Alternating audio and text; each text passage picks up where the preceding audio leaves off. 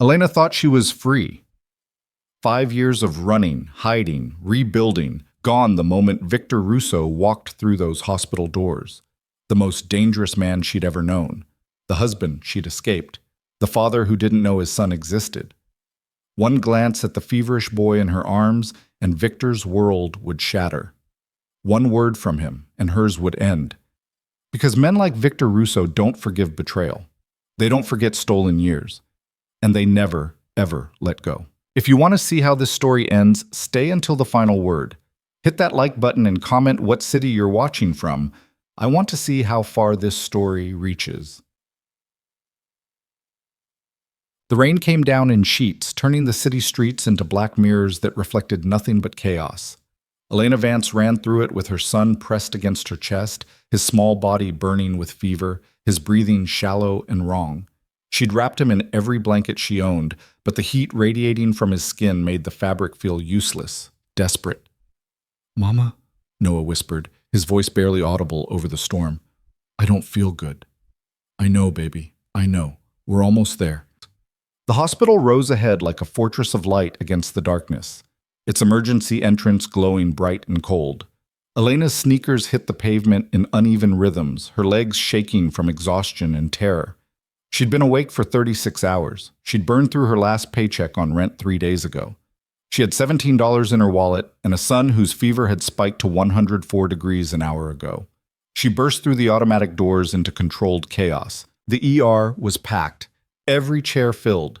People slumped against walls, cradling injuries, bleeding into towels, waiting with the kind of numb patience that came from knowing the system moved slow. The fluorescent lights were too bright, the air thick with antiseptic and sweat and fear. Elena pushed toward the registration desk, Noah's weight growing heavier in her arms. "Please," she said to the woman behind the counter, her voice cracking. "My son, he's burning up. He can't breathe right. He needs help." The woman barely looked up from her computer screen. "Name and insurance information." "Elena Vance, I don't have insurance right now, but fill out these forms."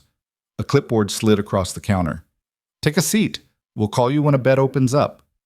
"You don't understand. He's only 4. His fever—" "Ma'am, everyone here needs help. Fill out the forms and wait your turn." Elena wanted to scream, wanted to grab the woman by her sterile scrubs and shake her until she understood that this wasn't just another number, another file, another problem to process. This was Noah. This was everything. But she'd learned years ago that screaming didn't change anything. She took the clipboard with trembling hands and turned toward the waiting area. There were no empty seats. She slid down the wall in a corner, cradling Noah against her chest, trying to keep him warm despite the heat pouring off his small frame. She filled out the forms with a pen that kept skipping, her handwriting barely legible. Mother's name, Elena Marie Vance. Child's name, Noah Alexander Vance. Father's name, unknown. Her pen hovered over that last line. The lie had become so automatic she barely felt it anymore. 5 years of practice. 5 years of safety built on a foundation of careful omissions and half-truths. Father's name, unknown.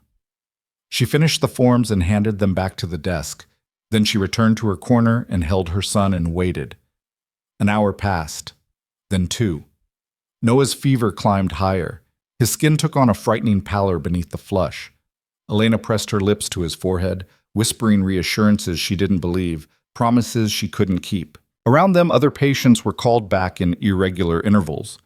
An elderly man clutching his chest, a teenager with a gash across his forearm, a woman who'd been sobbing quietly into her phone. But not Noah. Elena was about to march back to the desk and demand answers when the doors opened. The change was immediate and absolute. It wasn't loud. There were no sirens, no announcements. But every head in that waiting room turned toward the entrance like plants following the sun or prey sensing a predator. 4 men entered first. They wore expensive suits that fit too perfectly to conceal anything except their intentions. They moved with military precision, scanning the room with eyes that cataloged threats and dismissed weaknesses in the same cold sweep. 2 positioned themselves by the doors. 2 moved deeper into the space, creating a corridor. Then he walked in. Elena's entire body went rigid. She knew him before her mind caught up to what her instincts were screaming. knew him in the way prey knows the shape of the hunter, in the way victims know the cadence of approaching footsteps in the dark. Victor Russo. 5 years hadn't softened him. If anything, time had sharpened every edge. He was taller than she remembered. Or maybe she'd forgotten what it felt like to stand in his shadow. His suit was charcoal gray, immaculate, expensive enough to fund her life for 6 months. His dark hair was swept back from a face that could have been carved from marble, if marble could hold that much controlled violence. But it was his eyes that stopped her breath. Cold, calculating, absolutely certain of his power over every person in this room. He didn't look at anyone directly. He didn't have to. His presence bent the space around him, made everyone smaller, quieter, less significant. The hospital staff moved like someone had yanked invisible strings. The registration woman who'd dismissed Elena stood immediately. A doctor appeared from nowhere, already nodding before Victor said a word. "Mr. Russo." The doctor's voice carried across the sudden silence. "We have the private suite ready. Please, this way." Victor's voice was exactly as Elena remembered. Low, controlled, edged with an authority that made questions impossible. "The specialist?" "Already waiting upstairs, sir." "Good." He moved toward the elevators with the smooth, unhurried gait of someone who knew the world would wait. His men flanked him, their eyes never stopping their surveillance of the room. Elena pressed herself harder against the wall, making herself smaller, invisible. Noah stirred in her arms, mumbling something incoherent. She put her hand over his mouth gently, instinctively, and hated herself for it. "Don't look up. Don't move. Don't breathe." The elevator doors opened. Victor stepped inside. The doors began to close. Elena's heart started beating again. Then Noah coughed. A wet, rattling sound that cut through the waiting room like a gunshot. Every survival instinct Elena possessed screamed at her to run. But mothers don't run when their children can't breathe. She sat up straighter, rubbing Noah's back, whispering, "It's okay, baby. You're okay." The elevator doors stopped, reversed, opened again. Victor stood in the gap, his hand holding the door, his attention finally, devastatingly, directed toward the corner where Elena sat. She kept her head down, kept her focus on Noah. Maybe he wouldn't recognize her. 5 years was a long time. She'd cut her hair, dyed it darker. She'd lost weight from stress and poverty. She looked nothing like the girl he'd married. "You." Victor's voice wasn't raised, but it carried absolute command. "The woman with the child. Stand up." Elena's hands started shaking. She tightened her grip on Noah and slowly, carefully raised her head. Their eyes met. The recognition wasn't immediate. For 3 perfect seconds, Elena saw him look at her like she was a stranger, just another desperate woman in a county hospital. Nobody. Then his expression changed. It wasn't dramatic. Victor Russo didn't do dramatic. But Elena had learned to read him the way sailors learn to read approaching storms. She saw the subtle shift in his jaw, the microscopic narrowing of his eyes, the way his entire body went absolutely still in a manner that meant violence was being calculated and controlled. Elena. Her name in his mouth was a death sentence and a resurrection. She couldn't move, couldn't speak, could barely breathe. One of his men started toward her. Victor raised a hand without looking away from her face, and the man stopped immediately. "Leave us," Victor said quietly. "Sir, everyone, out." The doctor looked confused. "Mr. Russo, we should really—" Victor's gaze shifted to him for half a second. That was all it took. The doctor went pale and backed away. Within 60 seconds, the ER had cleared of everyone except patients who couldn't move and staff who pressed themselves against far walls like they could disappear into the paint. Victor stepped out of the elevator. Each footstep was deliberate, measured. He crossed the waiting room with the focused intensity of a predator that had just spotted prey after a long, hungry season. Elena tried to stand, but her legs wouldn't cooperate. She clutched Noah tighter, feeling his fever burning through both their clothes. Victor stopped 3 feet away, close enough to touch, close enough to kill. 5 years, he said softly. 5 years, Elena. And this is where you've been hiding? In plain sight? She found her voice, though it came out hoarse and broken. Victor, please. Please what? Please don't cause a scene? Please pretend I didn't just find the wife who disappeared in the middle of the night? His control was terrifying. No raised voice, no visible anger, just cold, absolute focus. Please don't ask questions about the child in your arms? Noah stirred, opening fever-bright eyes. Mama? Victor's attention shifted to the boy. Elena watched something flicker across his face. Too fast to name, too dangerous to trust. How old is he? Victor asked. Victor, don't... How old? 4. The lie came automatically. He just turned 4. Victor's jaw tightened. He was doing math. The same math Elena had done 1,000 times, always praying he'd never get the chance to do it himself. His eyes moved over Noah's face, taking in the dark hair, the shape of his nose, the stubborn set of his small jaw, even through the haze of fever. What's his full name? Noah? Noah Vance. Noah. Victor repeated it like he was testing the weight of something dangerous. And his father? Elena's silence was answer enough. I asked you a question, Elena. You're not... She stopped herself, started again. It's complicated. Then uncomplicate it. Noah coughed again, his small body convulsing in her arms. Blood flecked his lips, just a little, but enough. Elena's maternal terror overrode everything else, even her fear of the man standing in front of her. He needs a doctor, she said desperately. Victor, please. Whatever you want to do to me, whatever you need to say, fine. But he needs help, now. Victor stared at her for one more eternal second. Then he turned to the nearest staff member. Get Dr. Morrison. Tell him to bring pediatric respiratory specialists. I want a full workup in the private suite immediately. The staff member ran. Victor looked back at Elena. Can you walk? She nodded, not trusting her voice. Then follow me. He didn't wait for agreement. He simply turned and walked toward the elevators, his remaining men falling into formation around him. Elena understood the unspoken command. Follow or watch your son deteriorate in a waiting room that would take another 3 hours to see him. She stood on shaking legs and followed. The elevator ride was silent except for Noah's labored breathing. Victor stood on the opposite side of the small space, his gaze fixed on the numbers climbing above the door. But Elena felt his awareness like a physical pressure. He knew exactly where she was, how she was standing, how fast her heart was beating. They exited on the 7th floor into a completely different world. This wing was quiet, carpeted, designed for privacy and money. Victor led them to a suite that looked more like a luxury hotel room than a hospital. There was a large bed with actual linens, not paper sheets, a sitting area, windows overlooking the rain-soaked city. A doctor was already there, along with 2 nurses and equipment Elena didn't recognize. Put him on the bed, the doctor said calmly, professionally. Elena hesitated. Victor moved to stand directly behind her. She felt the heat of him, close enough to touch, but carefully, not touching. They'll help him, Victor said quietly. That's what you want, isn't it? She carried Noah to the bed and laid him down gently. He whimpered, reaching for her. Mama, don't go. I'm right here, baby. These people are going to help you feel better. The medical team moved in with efficient calm. They took vitals, started an IV, listened to Noah's lungs with focused frowns. Elena stood beside the bed, holding her son's small hand, watching numbers climb and fall on monitors she didn't understand. Victor watched from near the window, silent, still, calculating.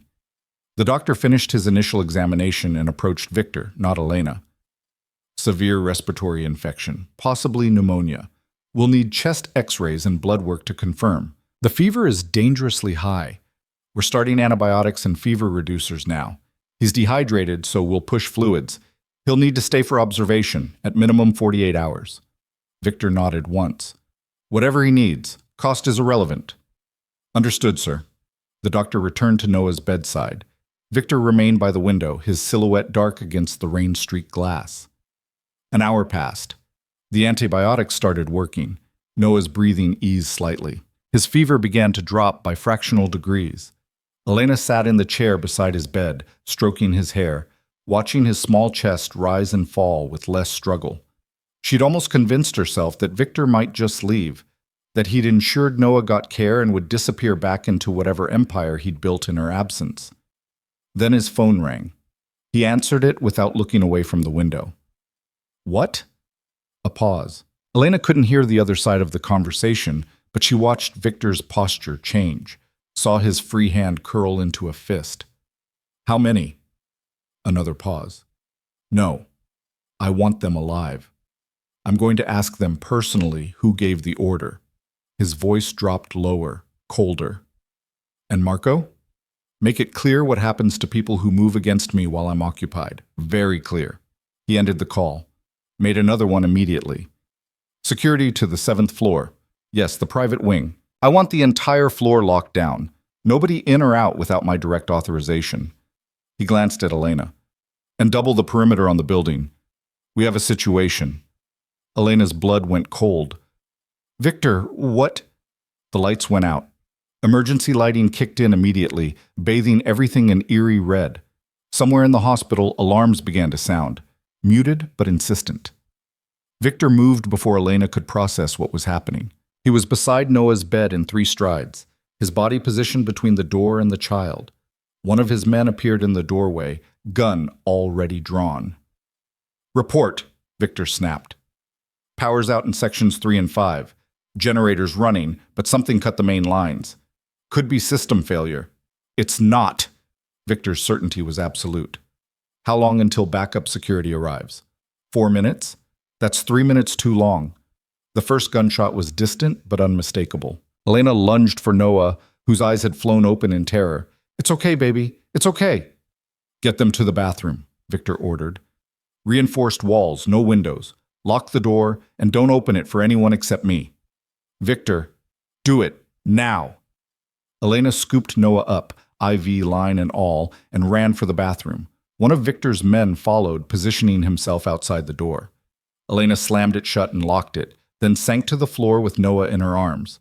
More gunshots, closer this time, shouting in a language Elena didn't recognize. The heavy thud of bodies hitting the floor, running footsteps in multiple directions. Noah buried his face against her shoulder. Mama, I'm scared. I know, baby, I know. Just hold on to me. Don't let go.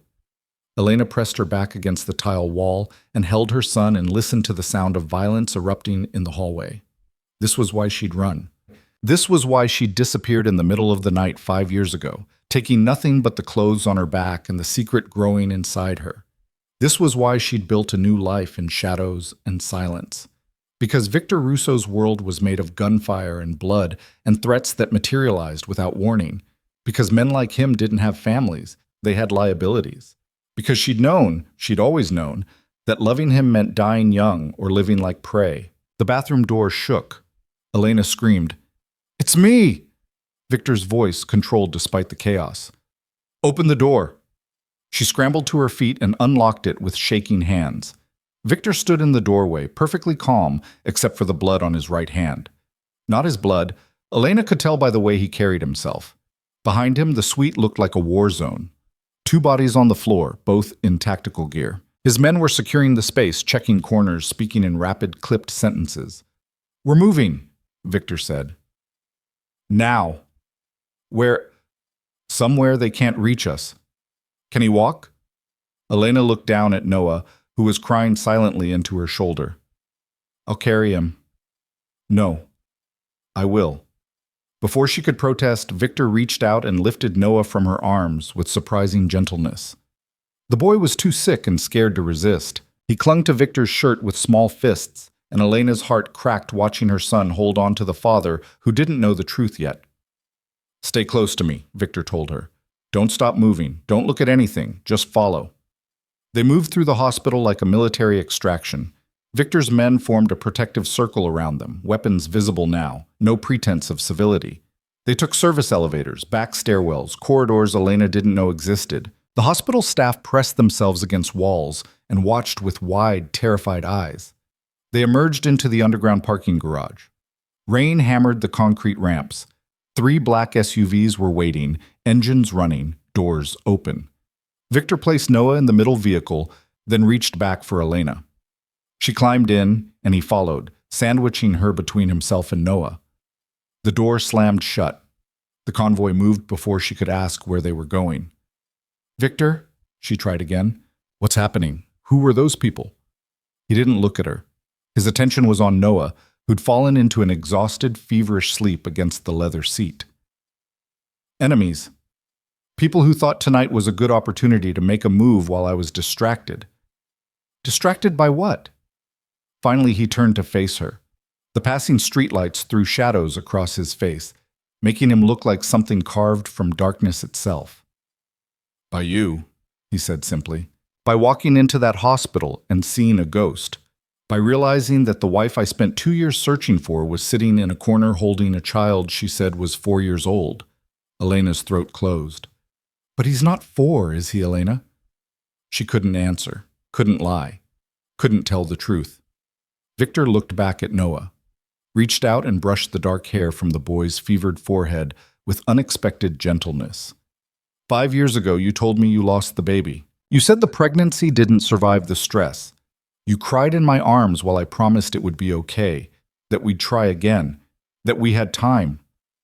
His voice remained even, controlled, but Elena heard the razor blade underneath. And then you disappeared. In the middle of the night, without a word, without a trace, but I had to, don't. The single word cut through everything. Don't explain yet, don't defend, don't justify, because if you tell me what I think you're going to tell me, if you confirm what I can already see in his face, in the timeline, in the fear in your eyes, I need to be somewhere I won't destroy things when I hear it. The SUV pulled through iron gates that opened automatically. Elena looked out the window and saw walls, guards, security that made the hospital look like a convenience store. They'd arrived at Victor's estate, the same estate she'd fled from 5 years ago, swearing she'd never return. The vehicle stopped. Doors opened. Victor climbed out and lifted Noah again, cradling the sleeping boy against his chest like he weighed nothing. There's a medical suite prepared, he said to someone Elena couldn't see. Dr. Morrison is already here. Get him set up in the East Wing. I want round-the-clock care until the fever breaks. Yes, sir. Victor started walking toward the massive house. Elena followed because she had no choice. Through marble halls she remembered, past artwork that probably cost more than every place she'd lived in combined, into a wing that had been renovated since her time here, converted into something that looked like a private hospital. A full medical team was waiting. They took Noah gently, transferring him to a bed that looked more comfortable than any Elena had been able to provide in 5 years. Monitors, IV poles, equipment that hummed with quiet efficiency. Elena moved to follow, but Victor's hand closed around her wrist. They'll take care of him, he said quietly, better than that county hospital ever could. I want to stay with him, and you will. But first, you and I are going to have a conversation, one we should have had 5 years ago. He released her wrist, but the command was clear. Elena watched the medical team settle Noah, watched her son's chest rise and fall steadily under their care, and knew she was out of moves. She'd run out of time. Victor led her to an office 3 doors down, the same office where he'd proposed to her 7 years ago, where he'd promised her protection, safety, a life free from the poverty and fear she'd known before him. He'd kept some of those promises, just not the ones that mattered. He closed the door and moved to the windows overlooking the grounds. Rain continued to hammer the earth.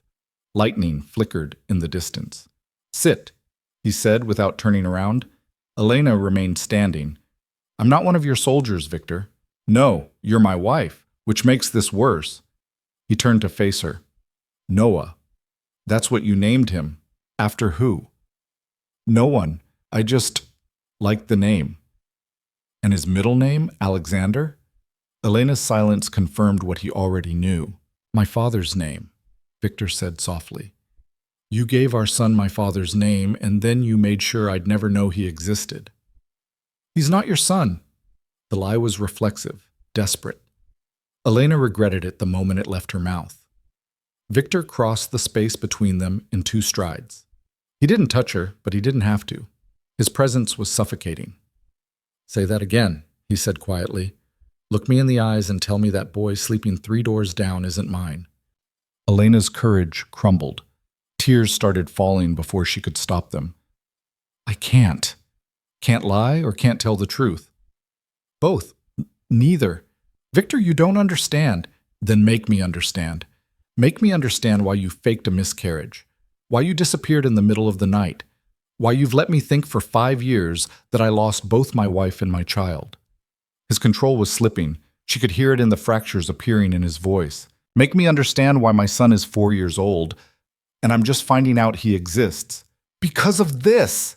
Elena gestured wildly at the walls, the guards, the evidence of violence that had followed them here. Because people tried to kill us tonight. Because your world is guns and blood and enemies who don't care who they hurt to get to you. So you decided I didn't deserve to know? I decided he deserved to grow up, to have a chance at a normal life instead of being a target before he could even speak. Victor stared at her. A normal life. Is that what you gave him, Elena? Living in poverty, waiting 3 hours in a county ER while he burned up with fever, 1 paycheck away from homelessness? The accuracy of it stung worse than any slap. I kept him safe, she whispered. That's more than you could have done. You kept him hidden. There's a difference. Is there? Because the first night you find out about him, people are shooting at us. How is that safe, Victor? How is any of this better than what I gave him? Victor turned away, his hands curling into fists at his sides. You should have told me. So you could what? Put him in a bulletproof room? Surround him with armed guards? Teach him that normal means checking under cars for bombs? So I could protect him. The words exploded out of Victor with enough force to rattle the windows. So I could make sure nothing touched him. So I could give him everything instead of watching him suffer because you were too proud to ask for help. This isn't about pride. Then what is it about, Elena? Punishment? Revenge? Did you hate me so much that you'd rather struggle alone than let me be a father? I was terrified. Her own voice broke. I was 23 years old, pregnant, and married to a man whose enemies sent him death threats as wedding gifts. Do you remember our honeymoon, Victor? Because I do. I remember the bomb they found in our hotel room. I remember you killing 3 men in front of me because they tried to take me as leverage. I remember learning that loving you meant painting a target on my back.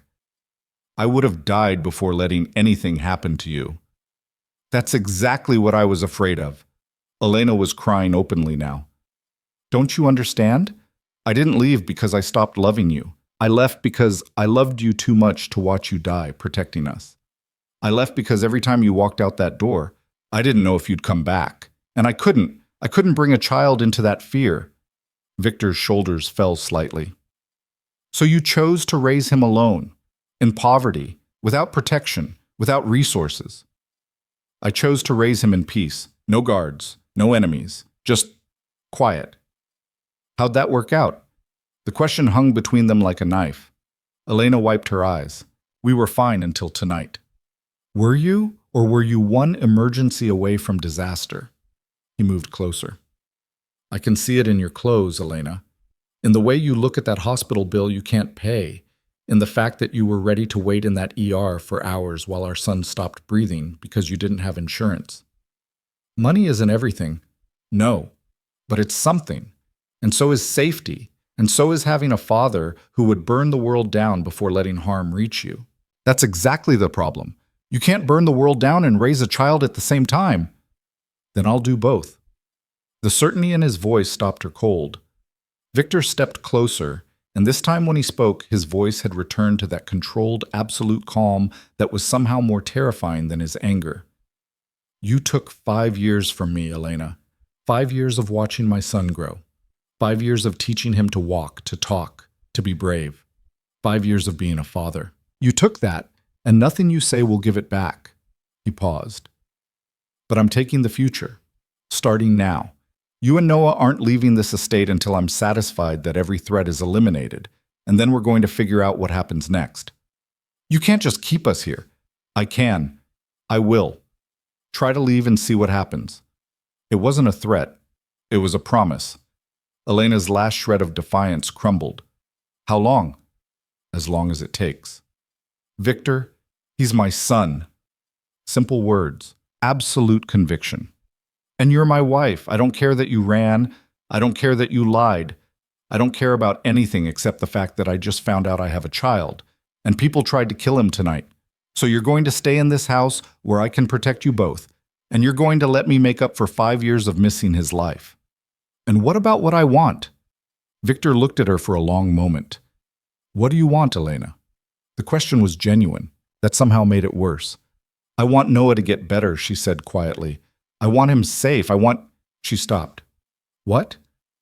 I want to believe this can work. That you can change. That your world isn't just violence and fear. She met his eyes. But I've been here before, Victor. I've watched you try to balance this life with being human, and the life always wins. Then watch me prove you wrong. And if you can't, his jaw tightened, then at least I'll know I tried. Lightning flashed outside, illuminating his face in stark white relief. In that moment, Elena saw something she hadn't expected: vulnerability, fear. A man who'd just discovered he was a father and had no idea what to do with that knowledge except hold on tight and refuse to let go. Okay, she whispered. Okay, we'll stay. For now. Until Noah recovers. And then we'll see. It wasn't acceptance, it wasn't forgiveness, but it was enough. Victor nodded once. You should go to him. He'll probably wake up soon and he'll want you. Elena moved toward the door, then stopped. Victor? Those men who attacked the hospital. Will there be more? Yes. The honesty was almost worse than a lie. Can you stop them? I can end them. That's not the same thing. It's the best I can offer. Elena looked back at him, this man she'd loved and feared and fled from. This stranger who was her husband, this killer who was her son's father. Then end them quickly, she said quietly. Because if anything happens to Noah while we're here, if your world touches him one more time, I'll find a way to disappear again. And this time, you'll never find us. She left before he could respond. Back in the medical suite, Noah was stirring. His fever had dropped another degree. The color was slowly returning to his face. Elena sat beside his bed and took his small hand in hers. Mama? His voice was hoarse but stronger. I'm here, baby. Where are we? Elena hesitated. Somewhere safe. Who was that man, the one who carried me? The question she'd been dreading for 5 years had finally arrived.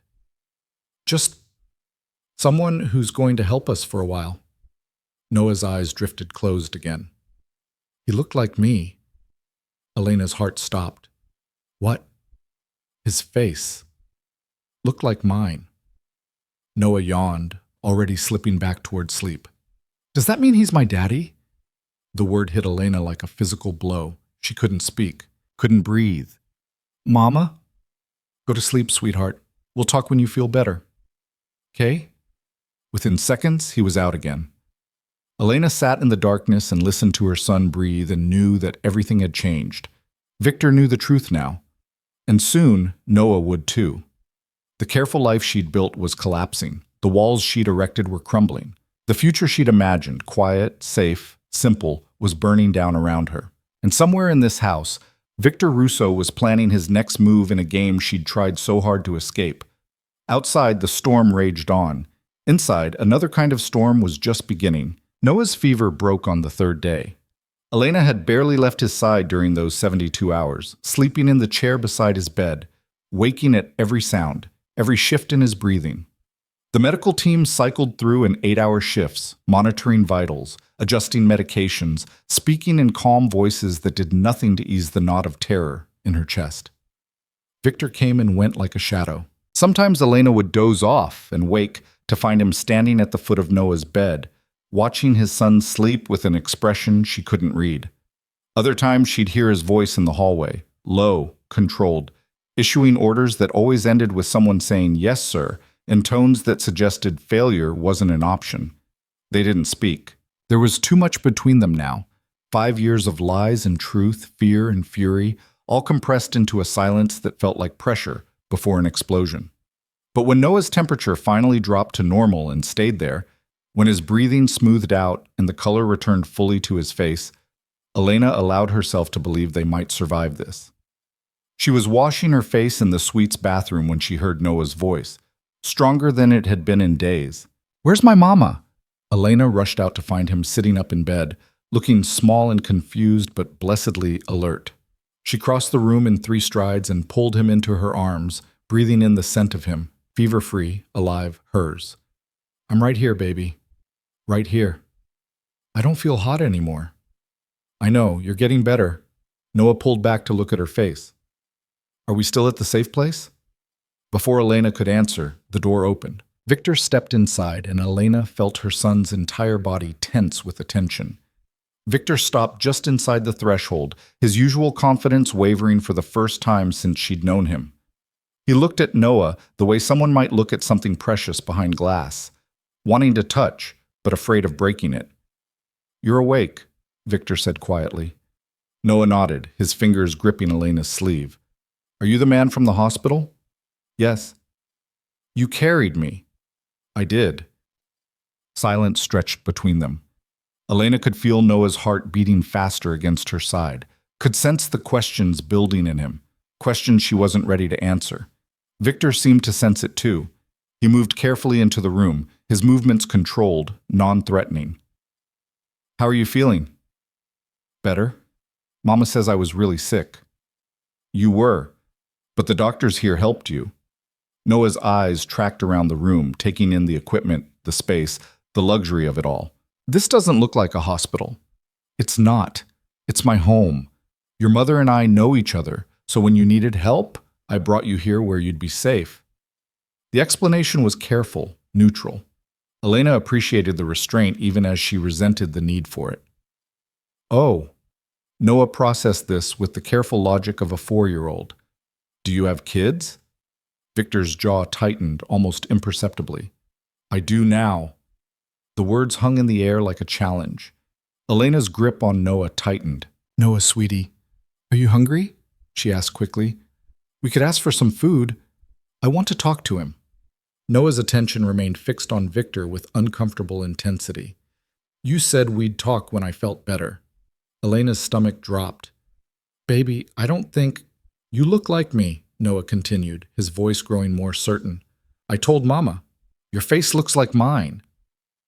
Victor's expression shifted, something raw and unguarded passing across his features before he could lock it down. Does it? Yeah, we have the same nose and the same... Noah pointed at his own chin. This part. Noah, Elena started. Are you my daddy? The question detonated in the space between them. Elena stopped breathing. Victor went absolutely still, and for 3 endless seconds, nobody moved. Then Victor crossed the room in 4 strides and dropped to one knee beside Noah's bed, putting himself at eye level with his son. His hands were shaking. Elena could see it now that he was close. She'd never seen Victor Russo's hand shake before. Yes, he said simply. I am. Noah looked at Elena. Mama? She couldn't lie. Not with Victor right there. Not with the truth already spoken. Not with her son's wide, trusting eyes searching her face for confirmation. Yes, she whispered. He's your father. Noah absorbed this information with the seriousness of someone much older. Did you know? Yes, baby, I knew. Well, why didn't you tell me? It was the most devastating question Elena had ever been asked. How could she explain fear to someone who'd never had to live with it? How could she justify 5 years of silence to a child who only understood presence and absence, truth and lies? Because it's complicated, she managed, and I wanted to keep you safe. Safe from what? From... Elena's voice broke. From things you shouldn't have to worry about. Victor's attention hadn't moved from Noah's face. Your mother thought my life was too dangerous for you. She was trying to protect you. From you? Noah asked with brutal innocence. From people who might want to hurt me by hurting you. Noah considered this with 4-year-old pragmatism. Like the people at the hospital who made the loud noises? Exactly like them. Did you stop them? Yes. Are there more? Victor's mouth curved into something that wasn't quite a smile. There are always more, but I'm very good at stopping them. Noah nodded like this made perfect sense. Then, with absolutely no warning, he reached out and touched Victor's face, small fingers tracing the line of his jaw, the same stubborn chin they shared. You're really my daddy? Victor's voice came out rough. I'm really your daddy. Okay.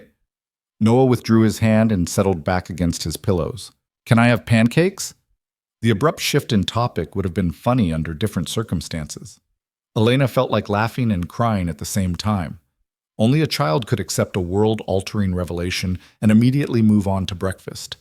Victor stood, composure somewhat restored. I'll have the kitchen make you anything you want. With chocolate chips? With as many chocolate chips as you want. Noah smiled, the first real smile Elena had seen from him in days. Cool. Victor moved toward the door, then paused. He looked back at Elena, and the weight in his gaze made her chest tighten. Can I talk to you? He asked quietly. Outside? Elena kissed Noah's forehead. I'll be right back, okay? The doctor's here if you need anything. Okay, Mama. She followed Victor into the hallway, her legs unsteady. He led her to a small sitting area at the end of the wing, far enough from Noah's room that they couldn't be overheard. The moment they were alone, Victor's careful control cracked. He knew, Victor said, his voice low and tight. He looked at me and knew. A 4-year-old child figured it out in 30 seconds. Victor, 5 years, Elena. 5 years I could have known him, could have been there when he learned to walk, when he said his first word, when he stopped, running a hand through his hair. What else did I miss? The question wasn't accusatory. It was grief. Elena's throat burned. Everything. You missed everything. Tell me. Victor, I don't think, please. The word came out broken. Just tell me something. Anything. I need to know who my son is. Elena sank into one of the chairs, exhaustion and emotion finally overwhelming her. He loves dinosaurs, especially the ones with long necks. He can name 15 different species. Victor sat across from her, leaning forward with absolute focus. He's stubborn, Elena continued. When he decides he wants something, he doesn't give up. He'll ask 100 different ways until you either say yes or explain exactly why the answer is no. She smiled despite herself. He gets that from you. What else? He's kind, almost too kind. He cries when other kids cry. He shares his snacks even when he's still hungry. He wants to help everyone. Her voice softened. He gets that from you too. The you I fell in love with. Victor's expression shifted. That person is still in there somewhere. I saw it when you carried him out of the hospital, when you brought doctors in the middle of the night, when you looked at him just now like he was the only thing in the world that mattered. Elena met his eyes. That's the man I married, the one who protected people instead of just controlling them. And the other parts? The violence? The empire built on fear? Those are there too. I'm not pretending they're not. Victor stood and moved to the window. Dawn was breaking outside, painting the grounds in shades of gold and amber. I can't change what I am, Elena. This life, it's not something I can walk away from. I'm not asking you to walk away. I'm asking you to choose. Every day. Choose to be the man Noah deserves instead of just the king everyone fears. And if I can't be both, then you'll lose him. Elena stood as well. Not because I'll run again. I won't. I can see that's not an option anymore. But because he'll figure it out on his own. Kids always do. They see who you are when you think they're not watching. And if what he sees is just violence and power and fear, he'll stop seeing you as a father and start seeing you as a threat. Victor turned to face her. Is that what happened to you? You stopped seeing me as your husband and started seeing me as the enemy? I started seeing you as a casualty. Every time you left, I thought it might be the last time. Every phone call in the middle of the night, every emergency meeting, every time your men showed up with blood on their hands, I was watching you die in slow motion, and I couldn't bring a child into that. So you chose poverty over partnership. I chose peace over fear. There's a difference. Victor's phone buzzed. He glanced at it, and his entire demeanor shifted. Shoulders straightening, expression hardening. The father disappeared. The crime boss returned. I have to handle something, he said quietly. Stay with Noah. Don't leave this wing. I'll have breakfast sent up. Victor, what's happening? Nothing you need to worry about. That's not an answer. He looked at her for a long moment. There are people who saw an opportunity when I was distracted at the hospital. They're learning that was a mistake. I need to make sure the lesson is clear. Meaning what? Meaning I'm going to remind them why moving against me is suicide. He moved toward the door. Keep Noah away from the windows. And if anyone except my personal guards tries to enter this wing, you hit the panic button by the bed. Terror spiked through her. Victor, I'll be back before lunch. Then he was gone, and Elena was left standing in the hallway with the weight of 5 years crashing down on her shoulders. She returned to Noah's room to find him eating pancakes that had indeed been loaded with chocolate chips. A young woman in medical scrubs sat nearby, monitoring his vitals with calm efficiency. "Mama, look!"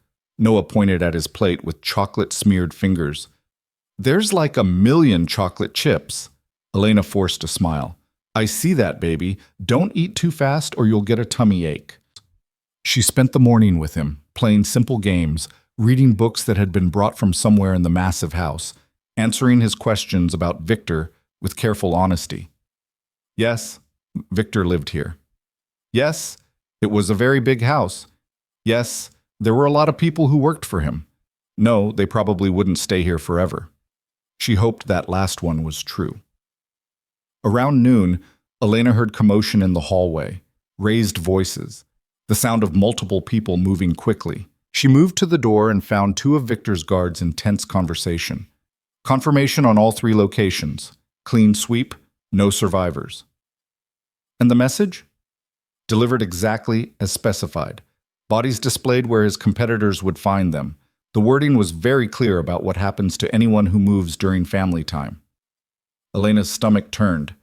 She stepped back into the room before they noticed her, closing the door quietly. Family time. Victor was killing people to protect what he now considered his family. The thought should have horrified her. Part of it did. But another part, the part that had watched men try to kill her son 3 days ago, felt something darker. Relief. Safety. The terrible comfort of knowing that the monster was on their side. Victor returned just after 1 o'clock. Elena heard him before she saw him, the shift in the guard's posture, the way voices dropped when he entered the wing. When he appeared in Noah's doorway, there was blood on his cuff. Just a small spot, barely visible against the dark fabric. But Elena saw it. Noah didn't. He was too busy showing Victor the tower he'd built from blocks someone had provided. "Look, it's taller than me!" Victor crossed to the bed, his movements careful despite whatever he'd just done. "That's impressive. You must be a very good builder. Mama says I'm good at lots of things." "I'm sure you are." Victor glanced at Elena. "Can I talk to your mother for a minute? Are you going to talk about grown-up stuff?" "Probably." Noah wrinkled his nose. "That's boring." "Usually is." Victor's mouth curved slightly. "I'll be back soon. Don't knock over your tower while I'm gone." "I won't!" Elena followed Victor back into the hallway. He led her further this time, to an actual office with a door that closed and walls thick enough to muffle sound. The moment the door shut, his shoulders sagged almost imperceptibly. "It's handled," he said quietly. "What's handled?"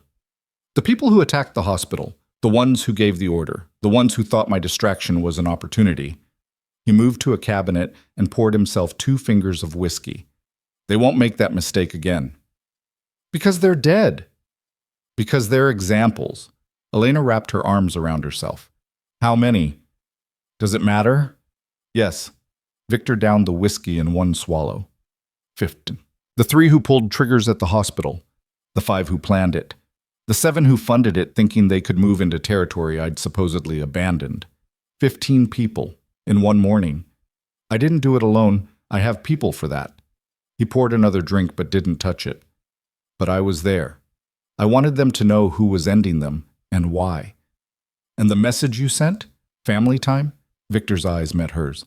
"I wanted it clear, absolutely clear, that my wife and son are untouchable, that anyone who even thinks about moving against them will wish they'd never been born." He paused. It needed to be brutal. It needed to be personal. It needed to be something my enemies would remember every time they even considered Elena and Noah's names. "So you made yourself the monster." "I've always been the monster, Elena. I just usually have better reason to pretend I'm not." She moved closer to him, studying his face in the afternoon light. "Do you regret it? What you did today?" "No." "Not even a little?" "They tried to kill our son. The only thing I regret is that I couldn't make it last longer." The honesty was brutal. But Elena had asked for honesty, and Victor had never been good at softening truth. "This is what I was afraid of," she said quietly. "This is why I ran. Because you can't separate the man from the monster. They're the same person. Then you married a monster." "I married a man who protected people, who used his power to help instead of just destroy, who... She stopped, frustrated. You used to be more than this. I used to have less to lose. The words hit her hard, because she understood them. Because 5 years ago, when she disappeared, Victor had been building something brutal, but at least strategically sound. Now he was a father. And fathers didn't think strategically when their children were threatened. They thought in terms of absolute annihilation. What happens now? Elena asked. You've sent your message? You've eliminated the threat. Do we just stay here forever? Until I'm certain it's safe. Yes. Define safe. When every person in my world knows that touching you or Noah means death. When the message has spread far enough that even thinking about you becomes suicide. When... He stopped. When I can sleep at night without wondering if someone's going to try again. That might never happen. Then you might never leave. Elena's temper flared. You can't just keep us prisoner? I'm not keeping you prisoner. I'm keeping you alive. By locking us in a gilded cage? By giving Noah something you couldn't. Complete protection. Unlimited resources. A father who would burn every bridge and break every rule to make sure nothing touches him. And what about what he needs emotionally? What about normalcy, friends, school, a life that isn't defined by guards and guns and fear? Victor's expression hardened. He can have all of that. Here, I'll bring teachers, other children, whatever he needs. But he's not going back to that apartment where you could barely afford heat. He's not going to county hospitals where you wait 3 hours for basic care. He's not going to grow up one emergency away from disaster. He was happy. He was poor. There's a difference. He was safe. He was vulnerable. And you were one mistake away from losing him because you were too proud to ask for help. The accusation stung because it was partially true. Elena had struggled, had made choices based on limited options and dwindling resources, had laid awake at night wondering what would happen if she got sick, if she lost her job, if Noah needed something she couldn't provide. But he'd been hers. Completely, wholly hers. Now he belonged to Victor too, and she didn't know how to share him with a man who thought love and control were the same thing. I need air, she said abruptly. I need to walk. The grounds are secure. I'll have someone escort you. I don't want an escort. I want to be alone. Victor's jaw tightened. That's not an option. Then I'll stay in my room. Just give me space, please. She didn't wait for permission. She left the office and returned to Noah's room where her son had fallen asleep surrounded by blocks and books and comfort he'd never known before. Elena sat beside his bed and watched him sleep and tried to figure out how to protect her child from the father who loved him. Evening came with the soft, insistent quality of endings. The medical staff completed their final checks and declared Noah healthy enough to move to more comfortable quarters. Victor appeared as if summoned, which he probably had been, and helped carry their few belongings to a suite in the main wing. The rooms were absurdly luxurious. A bedroom for Noah, with a bed shaped like a race car, and shelves already stocked with toys. A connecting room for Elena with a view of gardens she remembered from another lifetime. A sitting area between them with furniture that probably cost more than her yearly rent. Noah was delighted. He ran from room to room, examining everything with wide eyes and endless questions. Where did this come from? Could he really keep it? Was this actually his? Victor answered every question with patience Elena hadn't known he possessed. Yes, it was his. Yes, he could keep it. Yes, this was really his room now. Watching them together created a strange ache in Elena's chest. Pride and fear, hope and dread. The sight of her son's hand in his father's, small and trusting, made her want to cry for reasons she couldn't fully name. After Noah had explored everything twice, Victor ordered dinner brought up. They ate together at a small table, the three of them. Like a family. Like the family they could have been 5 years ago if Elena hadn't been so afraid. Noah talked non-stop through the meal, his energy fully returned. He told Victor about his favorite dinosaurs, about the park near their old apartment, about the neighbor's cat who sometimes visited. He asked Victor questions too. Did he like dinosaurs? Did he have a cat? Could they get a cat? Victor answered each one seriously, like Noah's opinions mattered. Like this small boy's preferences were worth his complete attention. and Elena watched and wondered if she'd made a terrible mistake. After dinner, Noah started yawning despite his excitement. Elena ran him a bath and helped him into pajamas that had appeared from somewhere, and when she tucked him into the race car bed, he looked up at her with sleepy contentment. "Mama?" "Yes, baby?" "I like it here." Her heart cracked. "Do you?" "Yeah, there's so much stuff, and the food is really good, and—" He yawned. "And my daddy's nice." "He is," Elena managed. "Are we going to stay?" "For a little while." "Good." Noah's eyes drifted closed. "I want to stay." Within minutes, he was asleep. Elena sat on the edge of his bed, running her fingers through his dark hair, and felt the future reshaping itself around her, whether she wanted it to or not. A soft knock at the connecting door made her look up. Victor stood in the doorway, watching them with an expression she couldn't read. "Can we talk?" he asked quietly. Elena kissed Noah's forehead and followed Victor into the sitting area. They stood on opposite sides of the space, the distance between them feeling both too much and not enough. "I spoke with my security team," Victor said. "The threat level has dropped significantly. Word is spreading about what happened to the people who moved against us. For now, we're as safe as we're likely to get. For now." "For now," he agreed. "But Elena, I need you to understand something. This life, my life, it's never going to be completely safe. There will always be people who see opportunity in attacking me, who think they can gain power by taking what's mine. We're not yours. You're my family. That makes you more mine than anything else I have." He moved closer. "I can't promise you peace. I can't promise you quiet. But I can promise you protection, resources, everything you and Noah need to live without fear. Except freedom. You're free to leave." The statement shocked her. "What?" "If you want to go, I won't stop you. I'll set you up somewhere safe, provide security from a distance. Make sure you have everything you need." His voice roughened. "But Noah stays." And there it was, the real choice. "You can't separate us," Elena said. "I'm not separating you. I'm giving you options. Stay, and we figure this out together. Leave, and he stays here with me. He's 4 years old. He needs his mother. He needs both parents, and I've already missed 5 years. I'm not missing any more." Elena's hands curled into fists. "So I'm trapped either way." "You're choosing. There's a difference." Victor's gaze held hers. "I know you're afraid. I know this isn't the life you wanted. But I'm asking you to try. Give me 6 months. Let me prove I can be the father he deserves. Let me show you that this can work. And if it doesn't, then we renegotiate. But you have to actually try, Elena. You can't just wait for me to fail." She wanted to refuse, wanted to grab Noah and run again. But she looked at the doorway to her son's room, at the space where he slept peacefully for the first time in months, and knew she was out of moves.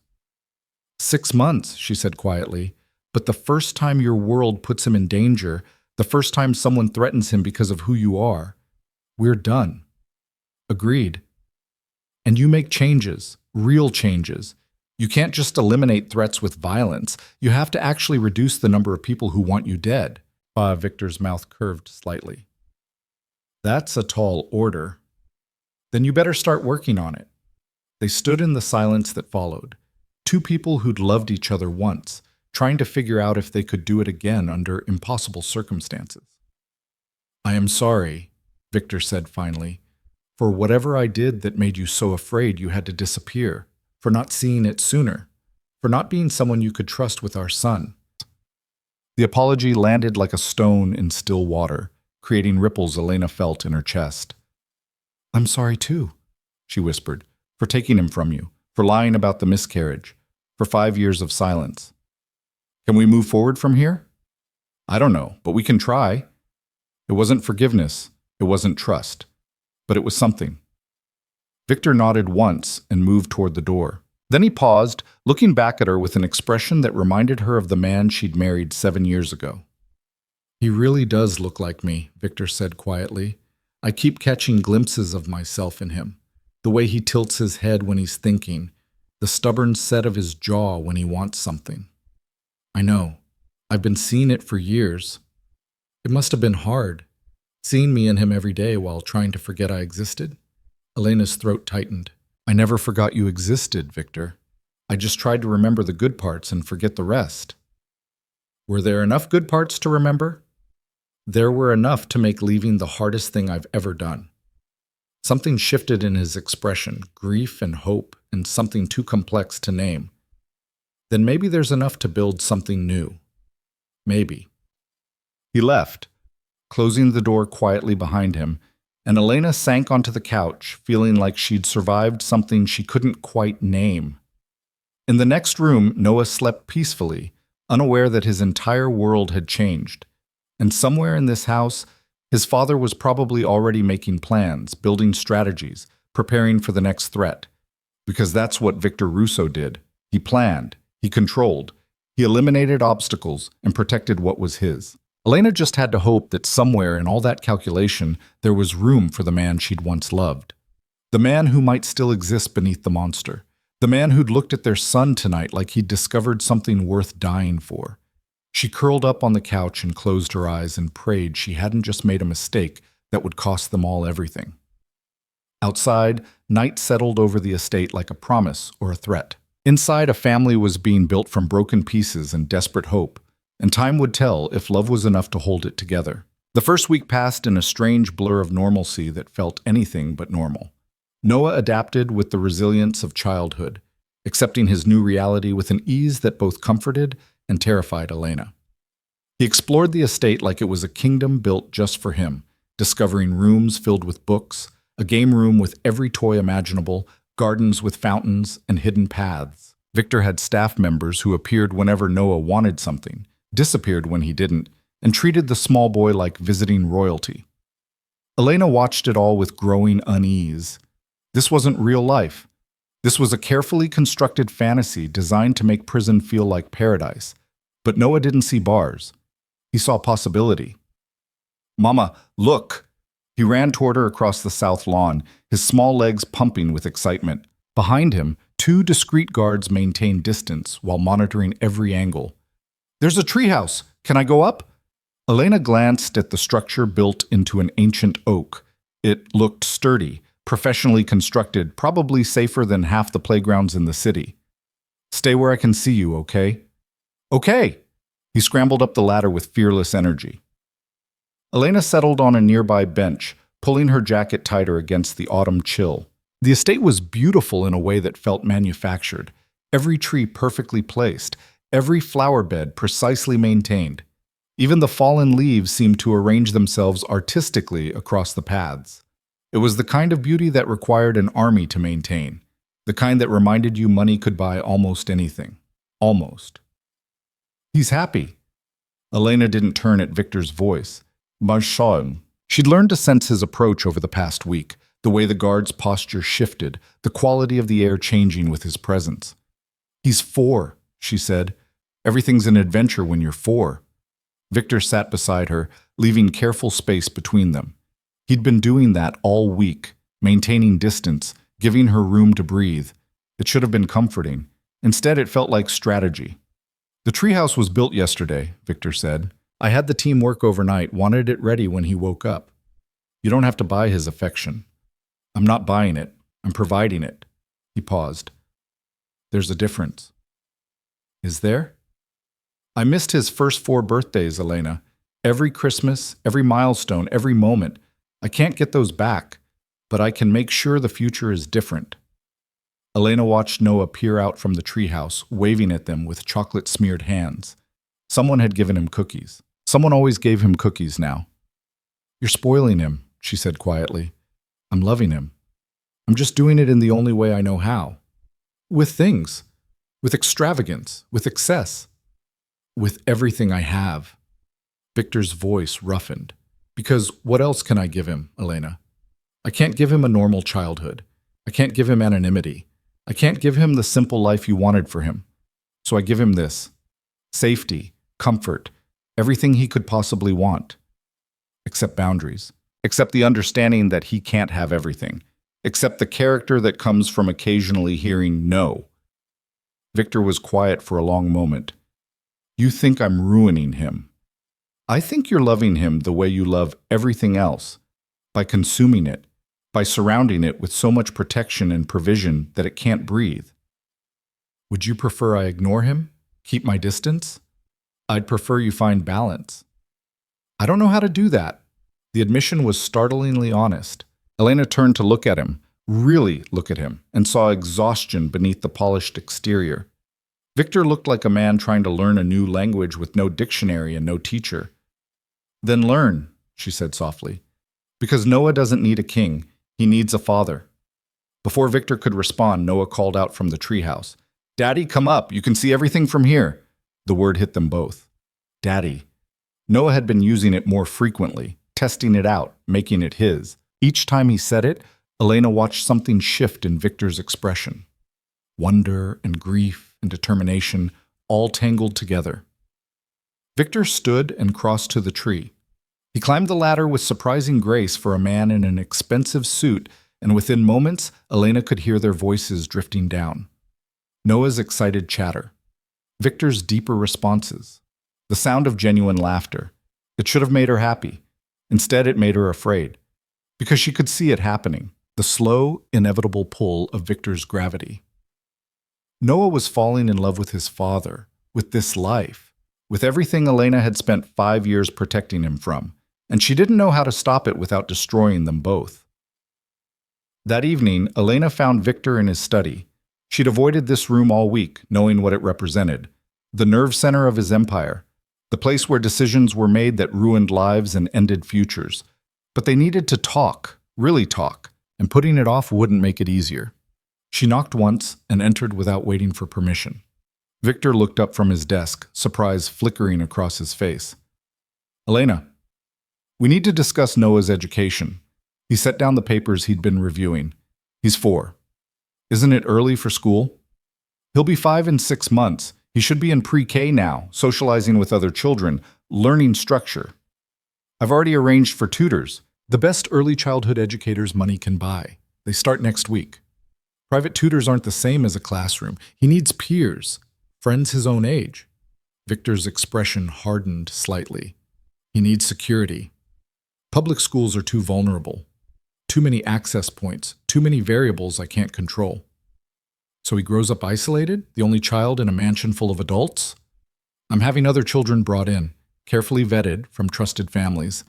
He'll have playmates. Elena crossed her arms. Carefully vetted. You mean children of your associates. Kids who'll grow up knowing exactly who their parents work for. Kids who'll understand his world. This isn't his world, Victor. Or it doesn't have to be. He could have a normal life if you'd let him. There is no normal life for my son.